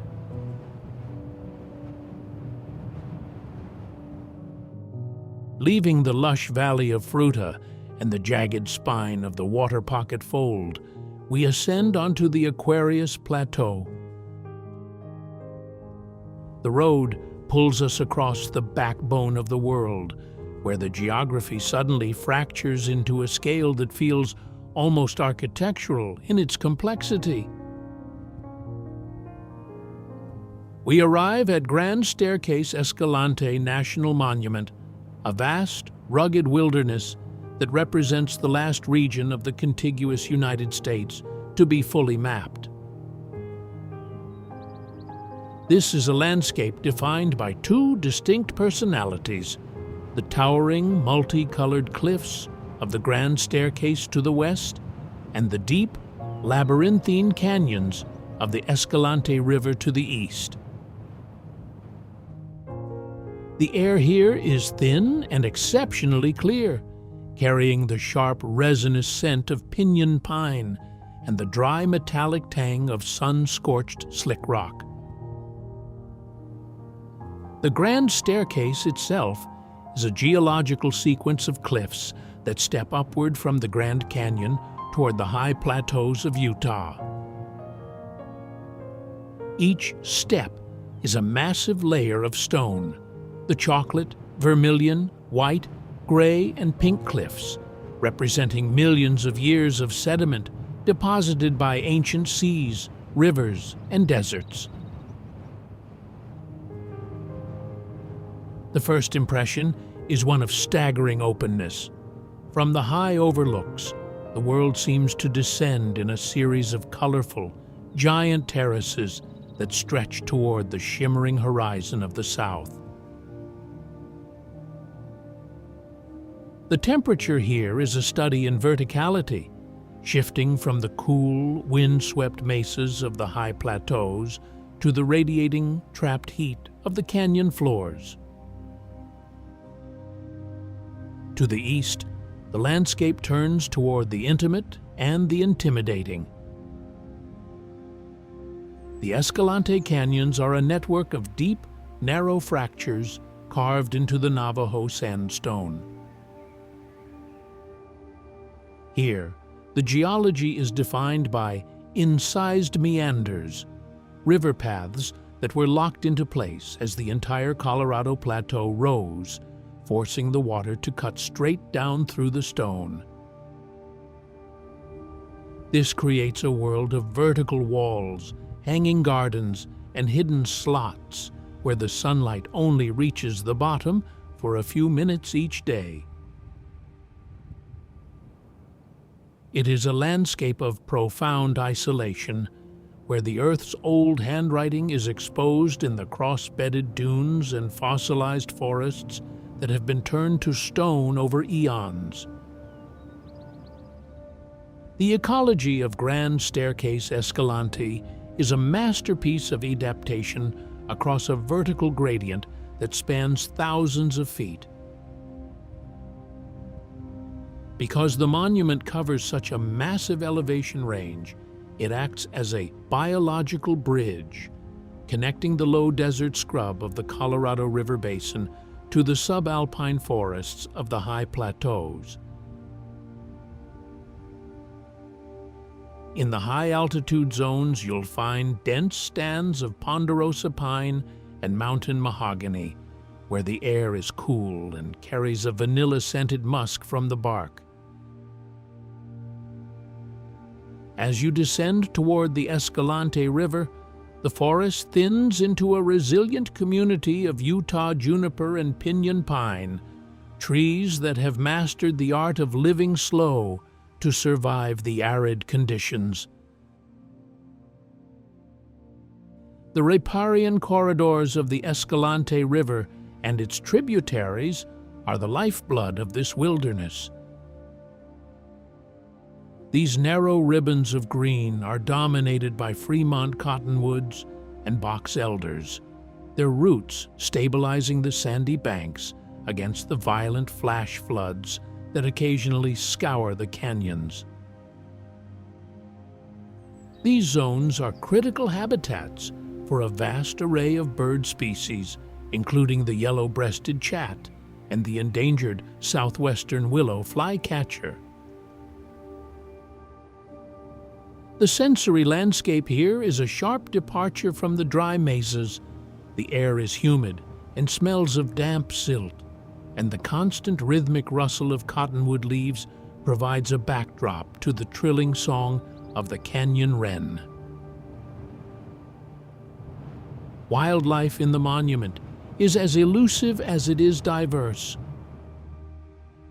The desert bighorn sheep are the master architects of the cliffs, their specialized hooves allowing them to navigate vertical sandstone walls with a grace that seems to defy gravity.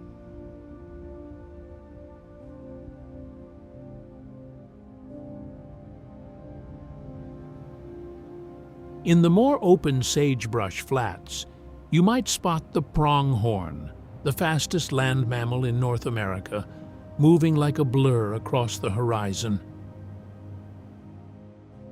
Predator-prey dynamics play out in the silence of the canyons, where the mountain lion, cougar, and the American black bear find refuge in the rugged, inaccessible folds of the landscape.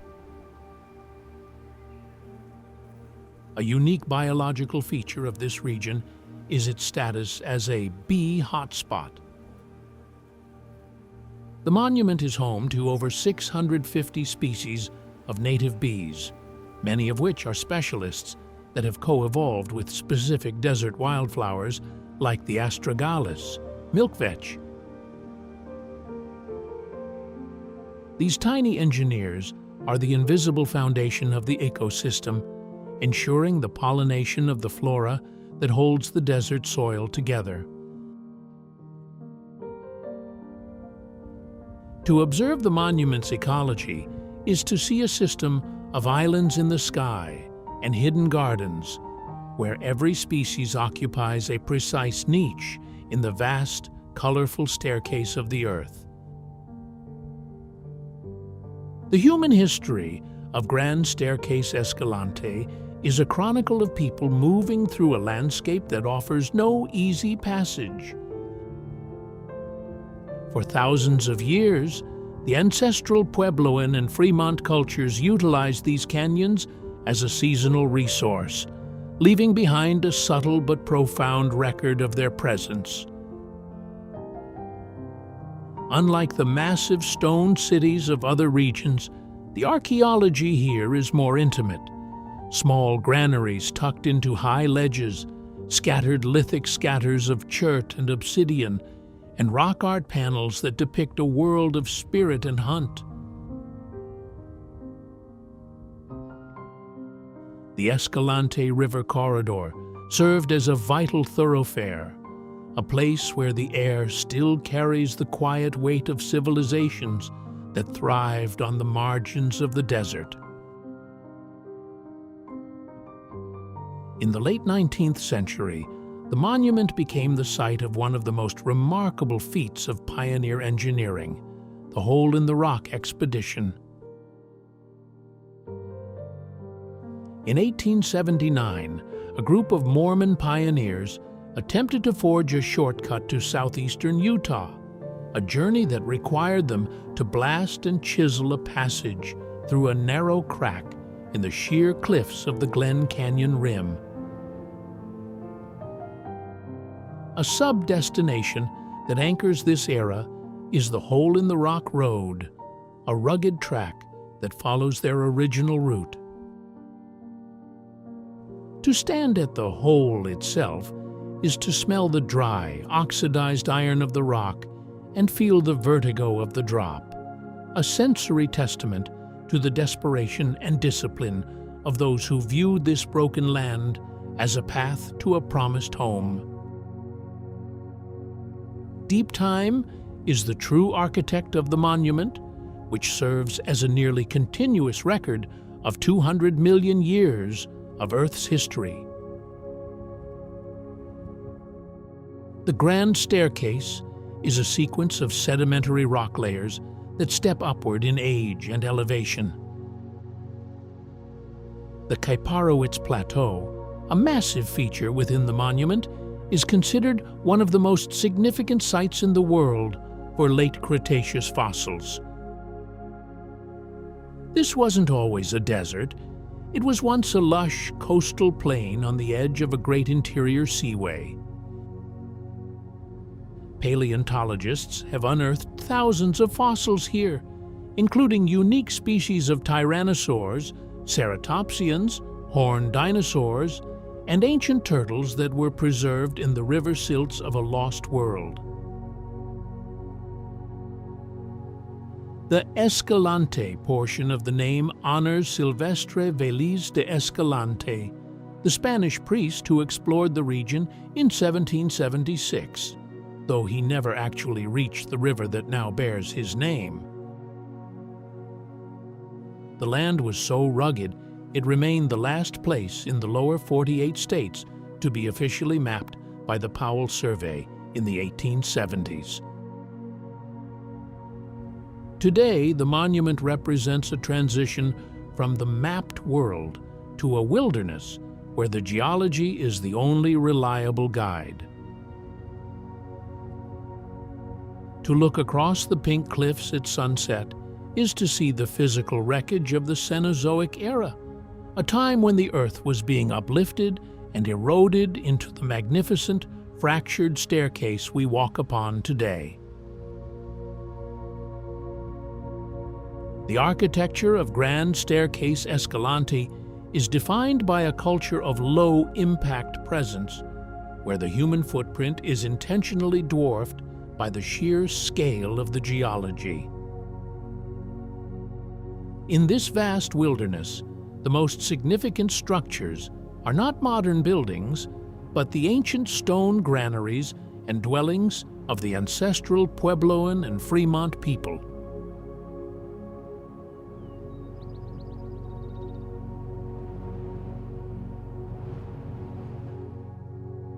These were built using dry stack masonry, local sandstone slabs held together with mud mortar, and were often tucked into the alcoves or hangings of the Navajo sandstone. These sites, such as those found in the 100 Hands pictograph area, represent a culture that used the rock as both a shield and a canvas, integrating human life into the natural thermal protection of the cliffs. The modern cultural identity of the region is anchored in the small, resilient gateway towns of Escalante and Boulder. Here, the architecture is a mix of historic Mormon pioneer cabins and modern, eco-conscious structures designed to disappear into the pinyon juniper forest. A vital cultural sub-destination is the Boulder Mountain Lodge and the nearby Anasazi State Park Museum, which sits on the site of one of the largest ancient communities in the region. The culture here is one of the modern explorer, a mix of scientists, artists, and solitude seekers who value the monument's lack of development. The sensory environment of these towns is defined by the smell of wood smoke in the crisp mountain air and the taste of locally sourced organic food that reflects a commitment to the land. The infrastructure of the monument itself is famously minimal, consisting largely of rugged, unpaved roads like Cottonwood Canyon Road and hole-in-the-rock road. These paths follow the natural contours of the Earth, forcing a slower, more deliberate pace that has become a core part of the local culture. The ritual of the monument is the deep country hike, where the culture is defined by self-reliance and the navigational skill required to move through the slot canyons and over the slick rock domes. As the sun sets over the gray cliffs, the culture shifts to a quiet observation of the stars. In a world of minimal light pollution, the architecture of the night sky becomes the dominant ceiling, reminding every traveler that here, the Earth and the cosmos are the primary designers. The legacy of Grand Staircase-Escalante is rooted in its role as a massive, open-air laboratory for the 21st century. Established in 1996 as the first national monument to be managed by the Bureau of Land Management, it represents a shift in preservation philosophy toward protecting entire landscapes rather than isolated landmarks. Its legacy is one of scientific discovery, particularly in the field of paleontology, where its cliffs of time continue to yield new species of dinosaurs that were once trapped in the mud of a coastal swamp. The monument serves as a benchmark for wilderness, a place where the silence is absolute and the geological record remains unfragmented by modern development. Protecting this vast expanse requires a commitment to maintaining its frontier character. The transition from the high-use national parks to the rugged isolation of the monument is a deliberate choice for the traveler, favoring self-reliance over accessibility.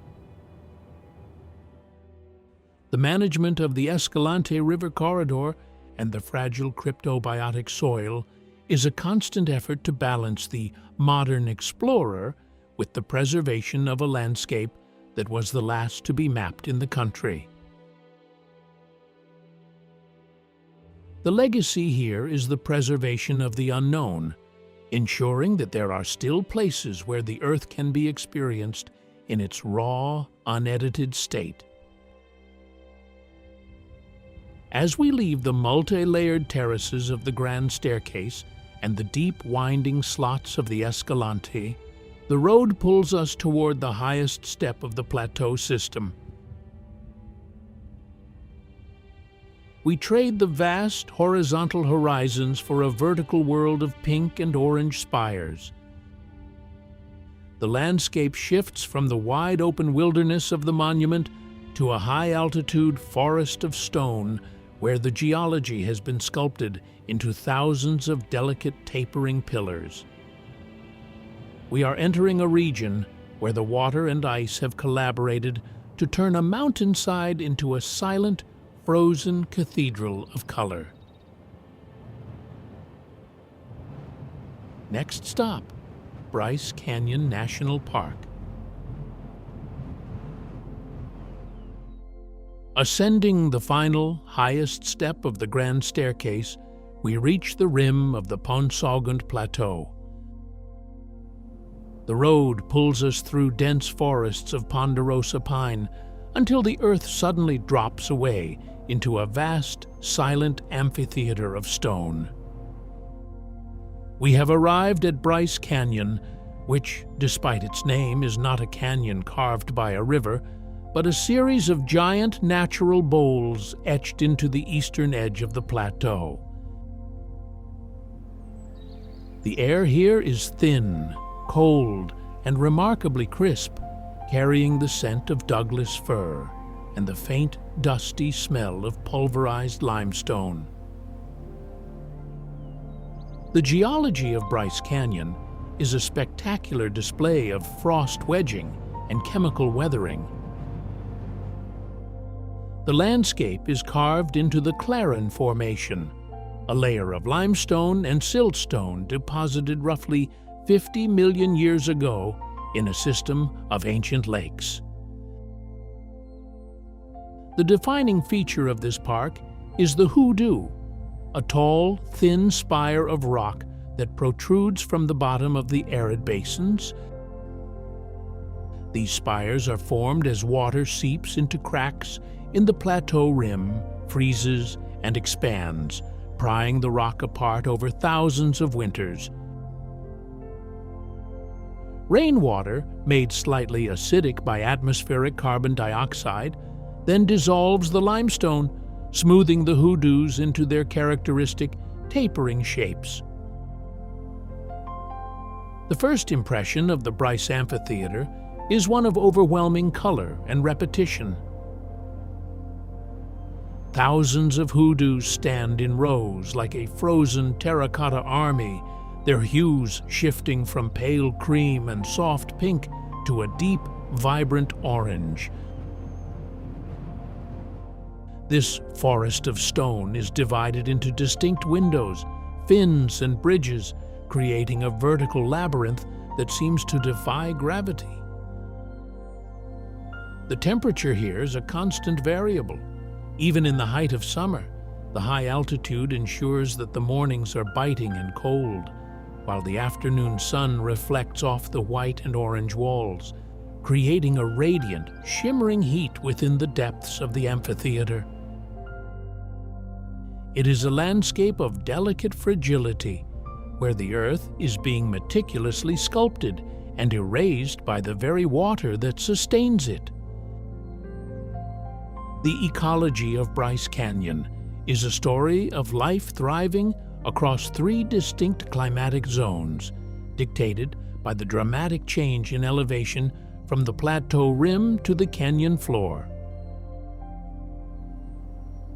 At the highest reaches, above 9,000 feet, you are surrounded by a subalpine forest of blue spruce and white fir, where the air is thin and the winters are long. Moving down to the rim, the landscape transitions into a ponderosa pine forest. These massive trees, some centuries old, give off a distinct, sweet scent, reminiscent of vanilla or butterscotch, that fills the air on warm afternoons as the sun bakes their thick, jigsaw-patterned bark. Deep within the amphitheaters, where the hoodoos provide slivers of shade and trap moisture, the vegetation shifts again. Here, you'll find the limber pine and Great Basin bristlecone pine. The bristlecones are among the oldest living organisms on Earth. They grow with an agonizing slowness, their twisted, wind-scoured wood becoming a living record of survival against the freezing frost wedging that shapes the surrounding stone. In the damp, shaded recesses of the fins, tiny hanging gardens of columbine and ferns cling to the limestone, sustained by seeps where groundwater migrates through the porous rock. The animal life of the park is defined by seasonal movement and high-altitude adaptation. The Utah prairie dog, a threatened species, maintains complex burrow systems in the open meadows of the plateau, their sharp, rhythmic barks serving as a sentinel sound for the park's grasslands. High above the hoodoos, you might spot the peregrine falcon or the California condor, using the powerful thermals rising from the amphitheater to glide effortlessly over the stone spires. In the quiet of the morning, mule deer and elk are frequently seen moving through the ponderosa groves, while the golden-mantled ground squirrel scampers across the limestone overlooks. The sensory landscape of Bryce is one of sharp transitions from the cool, pine-scented breeze of the rim to the still, radiating heat of the silent city below. It is an ecosystem that exists on the edge, where the flora and fauna must contend with over 200 freeze-thaw cycles every year, mirroring the very process that creates the cathedral of stone they call home. The human history of Bryce Canyon is layered with myths of transformation and the grit of high-altitude settlement. For the southern Paiute people, the amphitheater was known as Anka Kuwasa Wits, red-painted faces. Their oral tradition tells of the legend people, ancient beings who were turned to stone by the trickster god Coyote as punishment for their greed, creating the thousands of motionless hoodoos we see today. To walk along the rim at dawn is to feel the weight of this mythology, where the statuesque rock formations seem to pulse with a silent, petrified life. The park's modern name comes from Ebenezer Bryce, a Scottish immigrant and Mormon pioneer who settled in the parched valley below the plateau in the 1870s. Bryce was a shipbuilder by trade, and his most famous contribution to the region's lore was his pragmatic, unimpressed assessment of the geological wonder. He called it a hell of a place to lose a cow. His family struggled to irrigate the land, eventually abandoning the area, but the name stuck to the canyon he helped make known. The sensory history of this era is found in the old cattle trails and the lingering smell of dry dust and sagebrush that still drifts up from the Pariah River Valley. Deep Time at Bryce is a story of a lost inland sea and a persistent frost. The stones of the Claren Formation were deposited roughly 50 million years ago in a massive freshwater lake system known as Lake Flagstaff. Over millions of years, limey silts and muds accumulated, trapping iron oxides that eventually oxidized into the brilliant oranges and reds that define the park. The plateau was later thrust upward to nearly 9,000 feet during the same tectonic event that raised the Rocky Mountains, setting the stage for the modern era of erosion. The real sculptor of Bryce is not a river, but the freeze-thaw cycle. Because of its high elevation, the park experiences over 200 days a year, where the temperature swings above and below freezing. Water seeps into the vertical joints of the limestone, expands as it turns to ice, and shatters the rock from the inside out.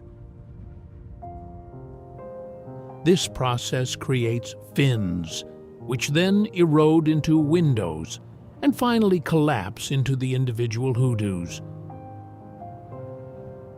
This is a landscape in a state of rapid, elegant decay. The rim is receding at a rate of roughly 1 foot every 100 years, meaning the frozen army is constantly marching backward into the plateau. The architecture of Bryce Canyon is a masterclass in the National Park Service rustic style, often called park-itecture.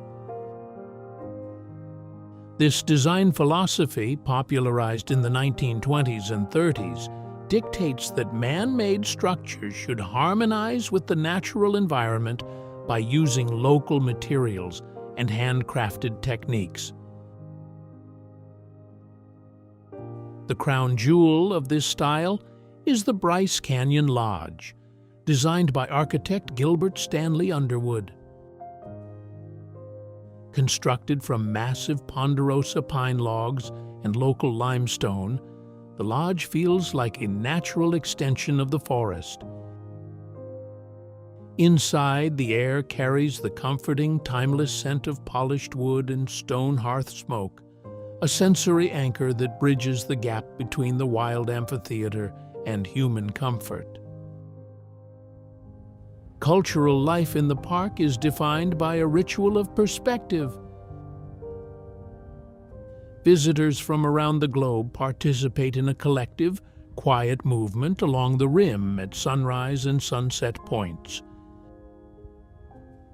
The culture here is one of reverent observation.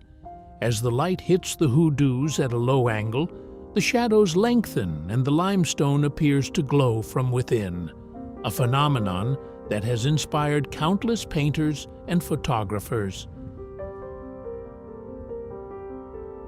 This shared experience creates a temporary community of silence, where the only sound is the wind whistling through the fins and the distant clink of trekking poles.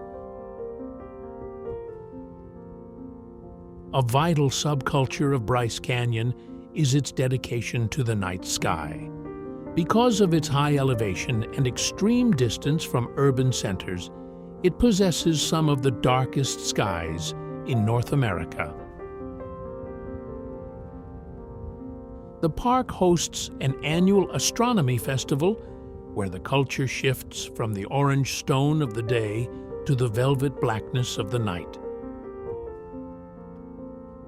Here, the architecture of the park expands to include the cosmos, as thousands of stars and the visible band of the Milky Way are framed by the dark silhouettes of the hoodoos.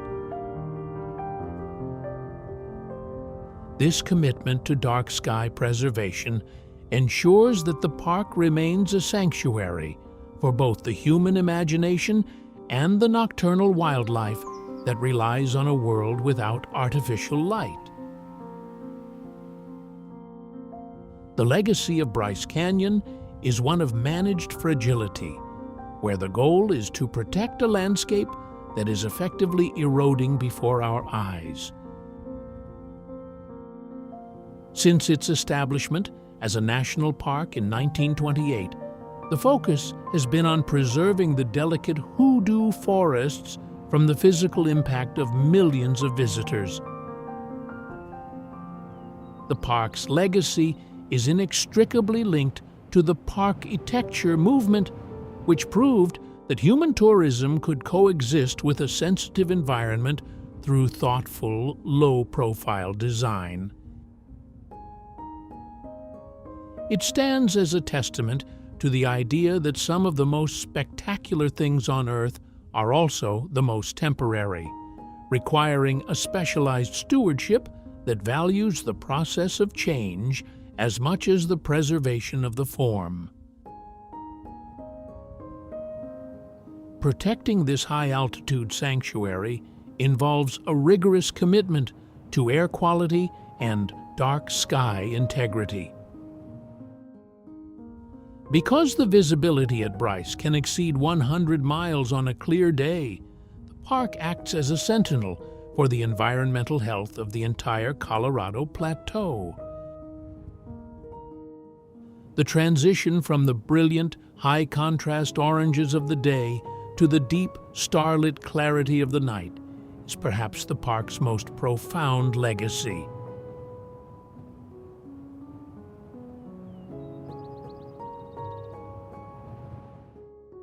It reminds us that wilderness is not just about the ground beneath our feet, but the unobstructed view of the universe above.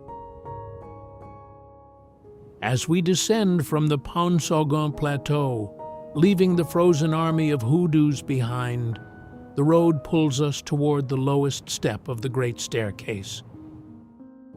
We trade the delicate limestone spires for a landscape of monumental, vertical power. The geography shifts from the intimate, repetitive patterns of Bryce to a world of massive, monolithic temples and hanging gardens carved from deep red sandstone. We are entering a region where the Virgin River has cut a path through 2,000 feet of stone, creating a sanctuary of light and water. Next stop, Zion National Park.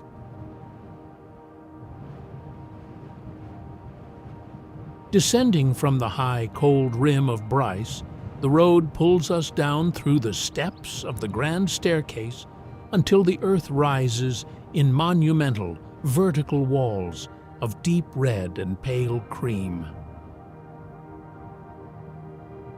We arrive at Zion National Park, a place where the Virgin River has spent millions of years carving a path through 2,000 feet of Navajo sandstone. Unlike the other parks of the plateau where you look down from the rim, Zion is an experience of looking up from the canyon floor. The air here is noticeably warmer and more humid, carrying the fresh, wet scent of river moss and the sweet perfume of sacred datura blooming in the shadows. The geology of Zion is a masterclass in the power of down-cutting.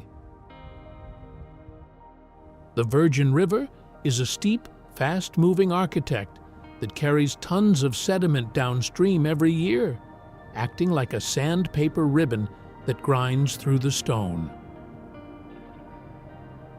This process has revealed the world's thickest layer of Navajo sandstone, which was originally a vast sea of desert sand dunes during the Jurassic period. You can still see the cross-bedding, the petrified slopes of those ancient dunes, etched into the massive cliffs of the patriarchs and the Great White Throne. The landscape is defined by its sheer verticality and the presence of water in a desert world. Because the sandstone is porous, rainwater soaks through the rock until it hits a layer of impermeable shale, where it is forced outward to create weeping walls and lush hanging gardens. The first impression of the main canyon is one of cathedral-like scale, where the red rock walls close in to form the Narrows, a slot canyon so deep and tight that the river occupies the entire floor. The temperature shifts from the radiating heat of the sun-drenched monoliths to the sudden, refrigerated chill of the deep canyons, creating a sensory environment of constant, dramatic transition.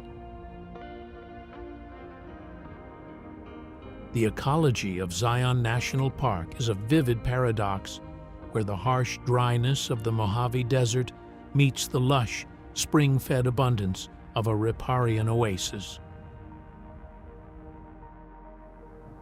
Because the canyon walls trap moisture and provide shade, Zion serves as a refuge for a staggering diversity of life that couldn't survive in the open desert. Along the banks of the Virgin River, the air is cooled by a dense canopy of Fremont cottonwoods, box elders, and velvet ashes. These trees create a vibrant corridor of green that contrasts sharply with the red stone, smelling of damp earth and leafy decay. A unique ecological signature of Zion is the hanging garden. In places like Weeping Rock, water that has spent 1,000 years traveling through the porous Navajo sandstone finally emerges at a shale barrier, seeping out of the cliff face. These vertical wetlands host a delicate community of Zion snails found nowhere else on Earth, along with columbine, maidenhair ferns, and the brilliant red scarlet monkey flower. The sensory experience here is one of constant movement, the sound of dripping water, and the cool, humid mist that settles on your skin even in the peak of summer. The wildlife in the park spans from the canyon floor to the high-altitude plateaus. The mule deer are frequent residents of the valley, often seen grazing near the lodge, while the California condor, with its massive 9-foot wingspan, can sometimes be spotted soaring over the high cliffs of Angel's Landing. In the quieter, more remote side canyons, the Mexican spotted owl finds the narrow, cool slots to be the perfect nesting ground. On the warmer, sun-exposed slopes, you might see the desert tortoise or the vibrant mountain-collared lizard basking on the dark volcanic boulders. As night falls, the ecology shifts toward the nocturnal. The park is home to several species of bats that hunt insects over the river, while the ringtail, a relative of the raccoon with a long striped tail, moves through the rocky, tailless slopes in near total silence. The ecology of Zion is a testament to the power of water to create a sanctuary within the stone, where the flora and fauna have adapted to a world of vertical barriers and hidden, life-giving springs. The human history of Zion is a narrative of sanctuary and reverence, reflected in the very names given to its monolithic peaks. For thousands of years, the ancestral Puebloans and Parowan Fremont people inhabited this canyon, leaving behind remnants of pipe houses and storage cists that prove they viewed the Virgin River as a reliable lifeline. They were followed by the southern Paiute, who knew the canyon as Mukuntuweap, Straight Canyon. They held a deep spiritual respect for the cliffs, often avoiding the canyon floor after dark, a cultural silence that still seems to hang in the air when the shadows stretch across the red walls.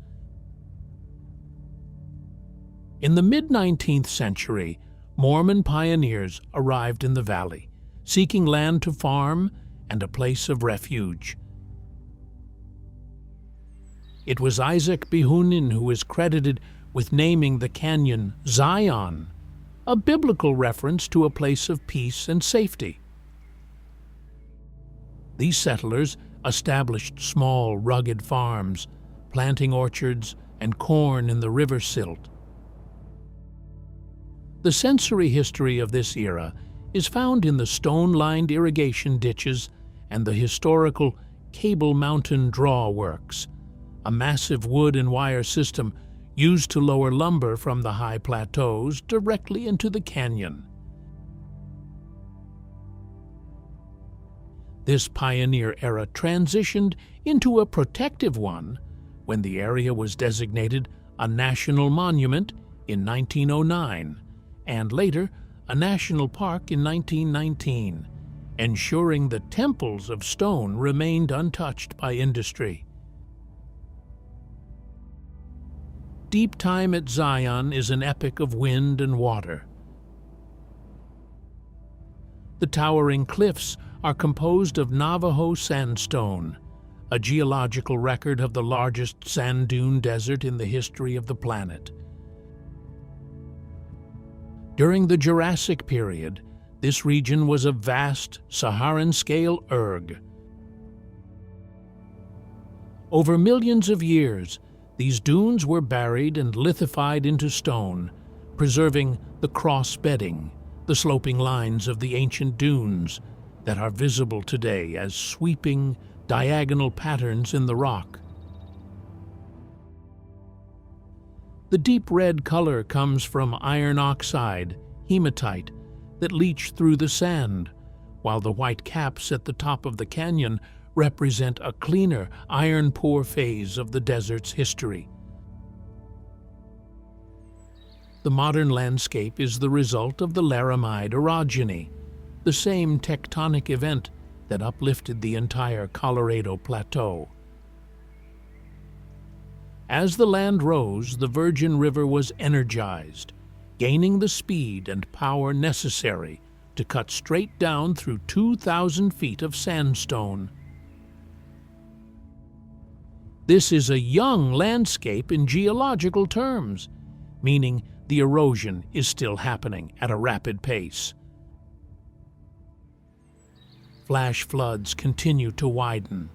The narrows and carve the slot canyons, reminding us that Zion is not a static monument, but a living, breathing sculpture still being edited by the river.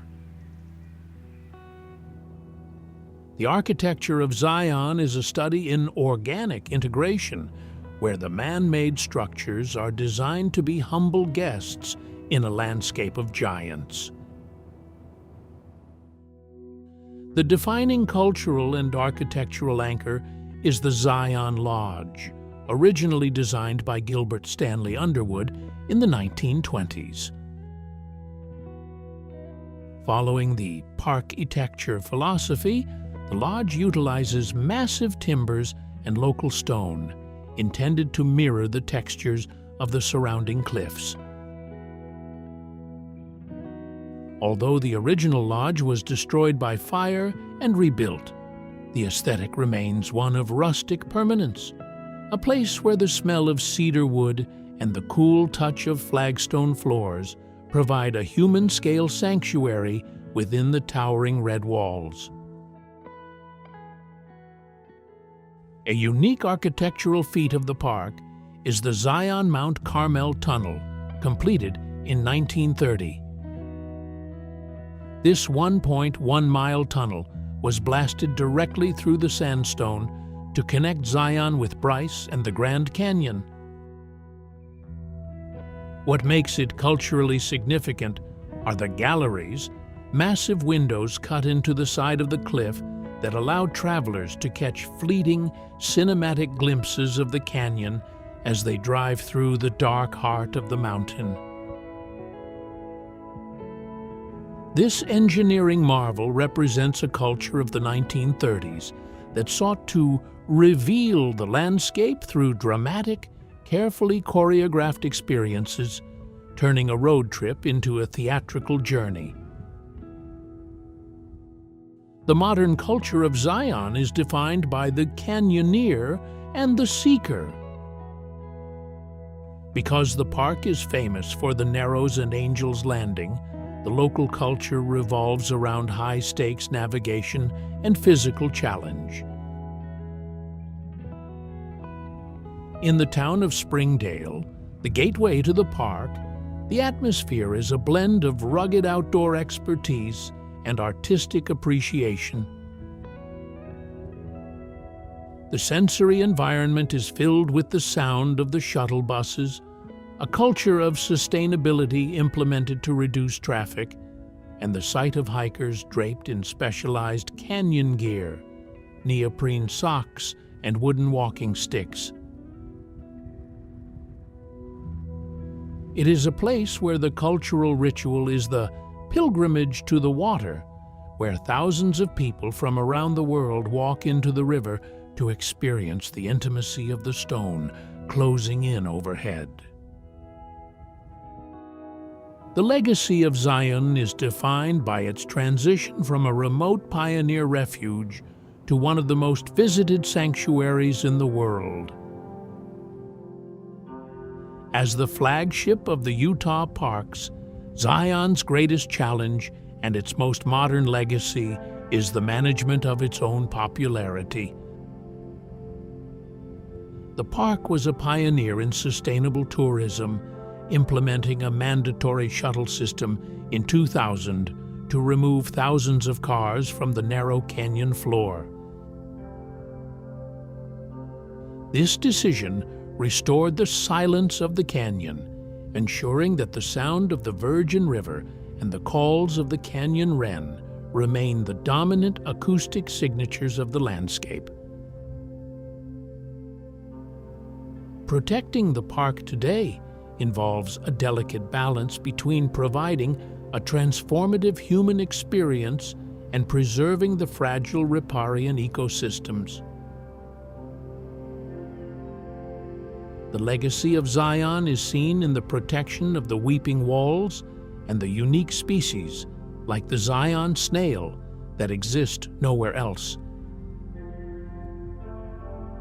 It serves as a reminder that a landscape of such monumental scale is, in fact, incredibly sensitive to the footprints of those who admire it. To leave Zion is to carry away the memory of the glow, the way the Navajo sandstone reflects the sun's light deep into the shaded corners of the canyon, turning the air itself into a shade of luminous amber.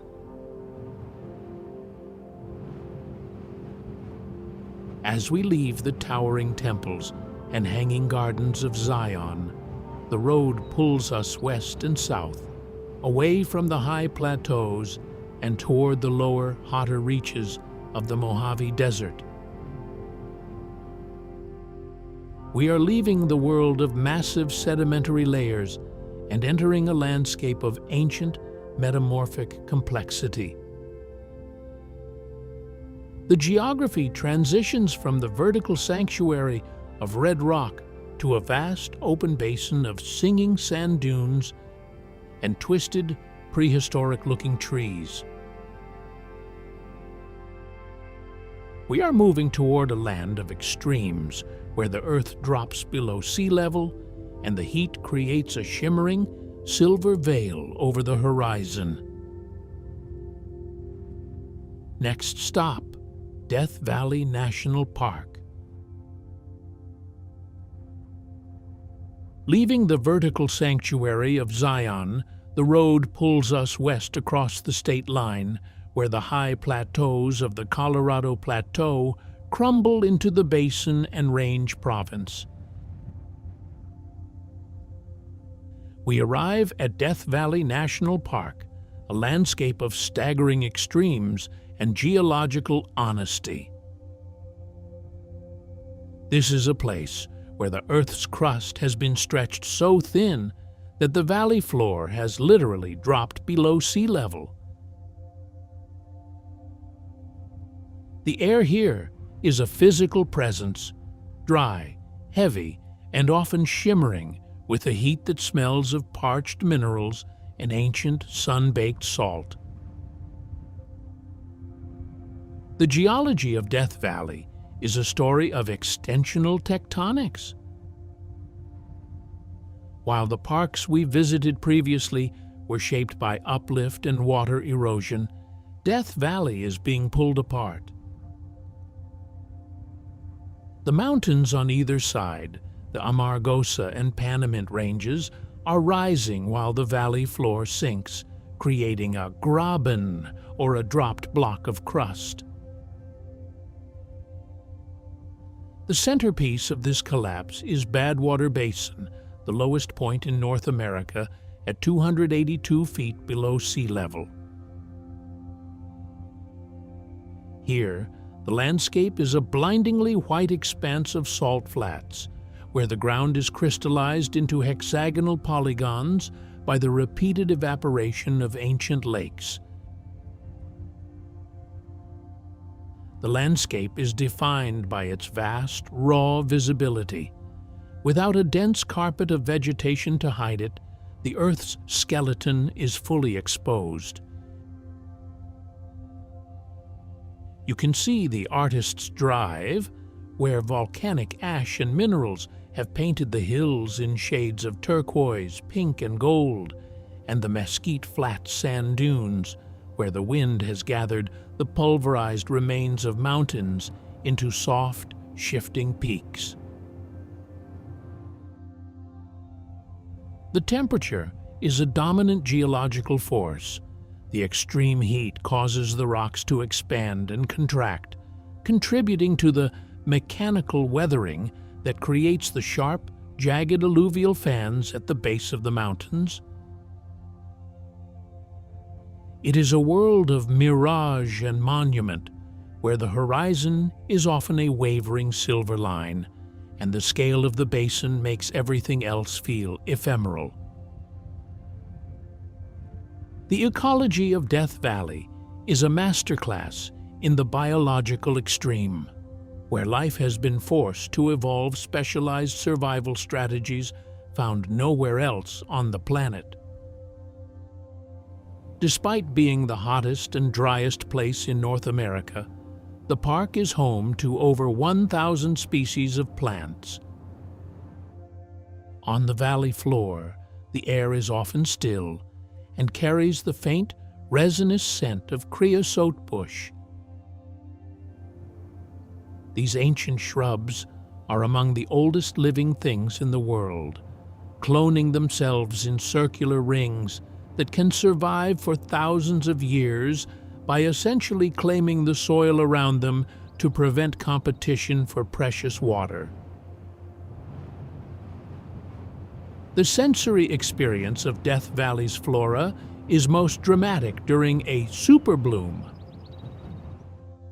Following a rare, wet winter, the parched brown soil erupts into a carpet of desert gold sunflowers and desert five-spot, turning the basin into a fleeting sea of yellow and purple.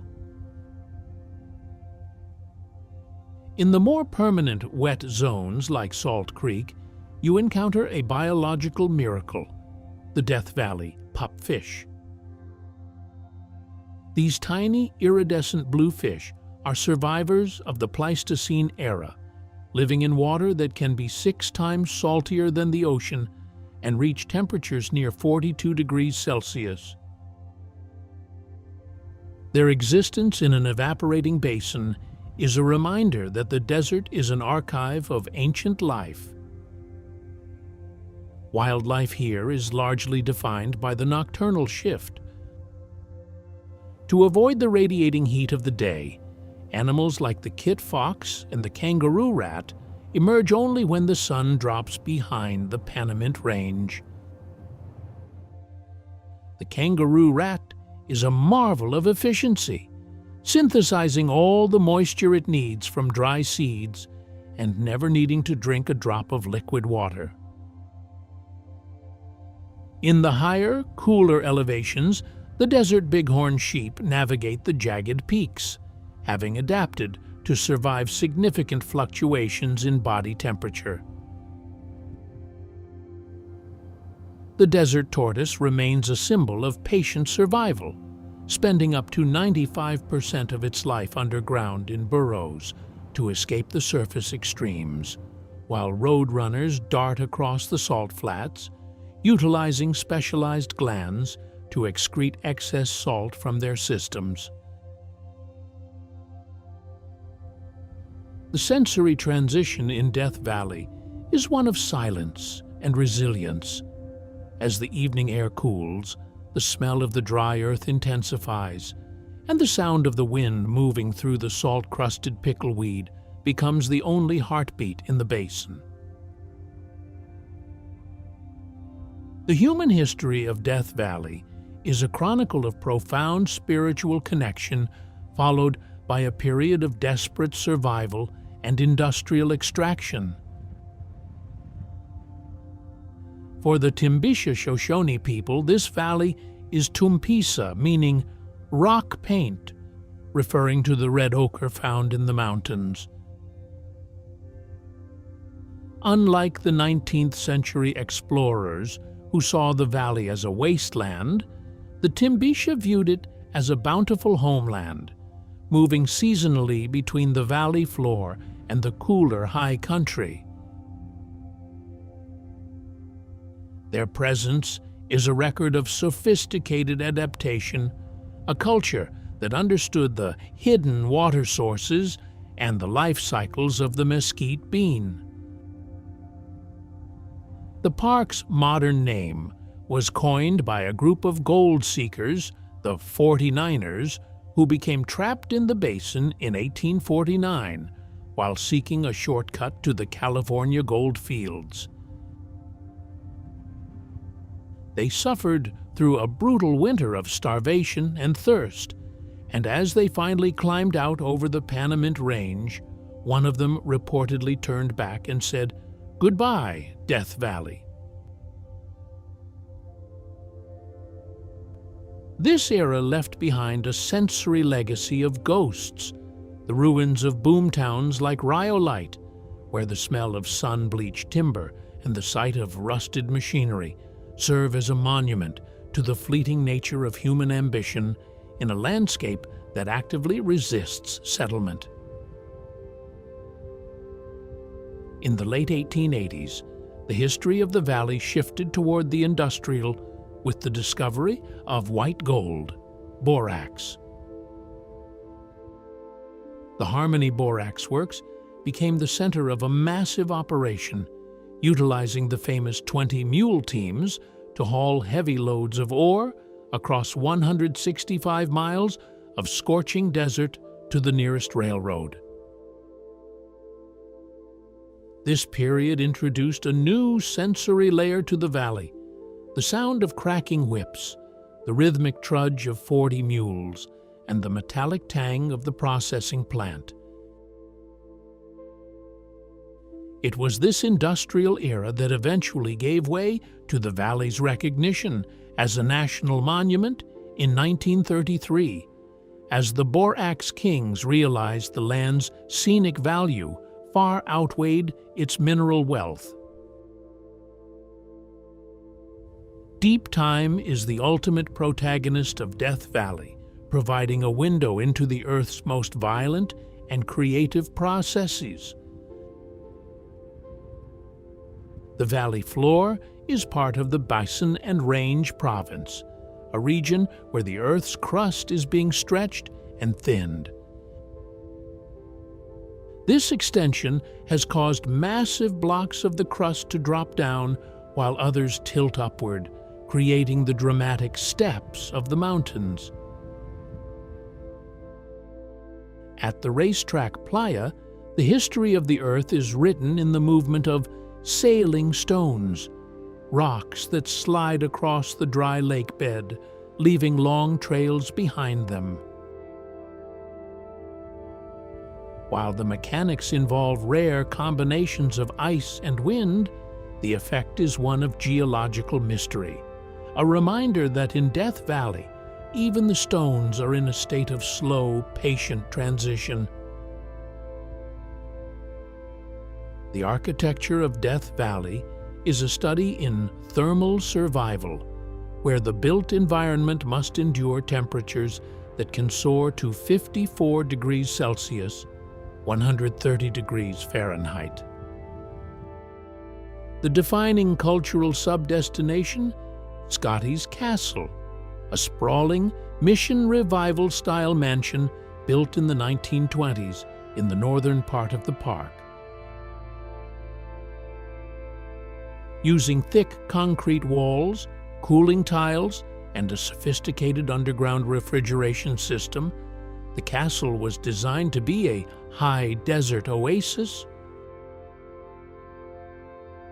To walk through its halls is to transition from the blinding glare of the sun into a cool, shadowed world that smells of damp stone and vintage leather, a testament to the human desire to build a monument to comfort in the heart of a wasteland. In contrast to the opulence of the castle, the park also preserves the functional architecture of the mining era. The Wild Rose charcoal kilns, built in 1877, are 10 beehive-shaped stone structures that look like a prehistoric village. These were designed to turn pinyon pine and juniper into charcoal for the nearby silver mines. Their thick, vaulted masonry was engineered to withstand the intense heat of the firing process, mirroring the thermal mass strategies used by the Timbisha Shoshone in their traditional brush shelters. The sensory experience here is one of heavy silence and the faint, lingering smell of cold ash, providing a stark reminder of the labor-intensive culture that once dominated these remote mountains.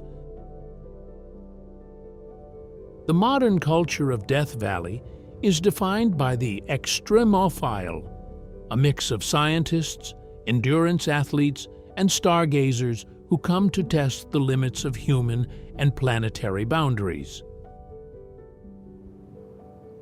Because of its status as an international dark sky park, the culture shifts dramatically after the sun sets. The architecture of the park expands into the cosmos. Without the humidity of the coast or the lights of the city, the Milky Way appears so bright it can cast a faint shadow on the salt flats. The cultural ritual of the park is the heat-seeking journey, where visitors experience the raw power of the climate from the safety of air-conditioned vehicles or the shaded porches of the oasis at Death Valley, a resort that uses natural springs to maintain a lush, palm-filled environment that feels like a beautiful, impossible mirage. The legacy of Death Valley is one of profound geological and ecological honesty. Since its expansion and redesignation as a national park in 1994, it has served as a global benchmark for the study of climate extremes and tectonic movement. Its legacy is not just one of survival, but of revealing the Earth's processes without the filter of dense vegetation or human development. It is a place that challenges our perception of value, proving that a landscape seemingly hostile to human life can be a sanctuary for ancient species like the pupfish and a vital archive for the planet's history. Protecting this 3.4 million-acre wilderness involves managing the invisible boundaries of silence, air clarity, and water rights. The legacy of the Timbisha Shoshone, who became the first tribe to have a permanent homeland within a national park in 2000, ensures that the human story of the valley remains a living one, rather than a museum of ghosts. The transition from the blinding, salt-white heat of Badwater Basin to the star-dense indigo of the desert night is the park's ultimate gift, a sensory reminder that in the most extreme environments, the clarity of the universe is most visible. As we leave the below-sea-level basin of Death Valley, the road pulls us west, climbing out of the heat and toward the massive wall of the Sierra Nevada. We have traveled from the high alpine lakes of northern Utah, through the mighty 5 red rock cathedrals, and across the fractured steps of the Grand Staircase. Our journey through the wonders of Utah and the high desert has been a study in the Earth's patient, violent, and beautiful editing. We have moved through 3 distinct geological provinces and hundreds of millions of years of time.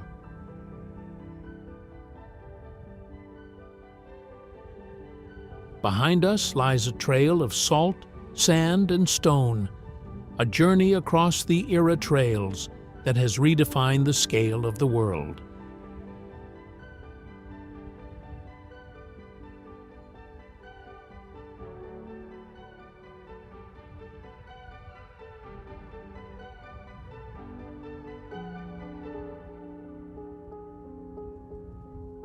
The journey across this fractured corner of the world is more than a traverse of miles.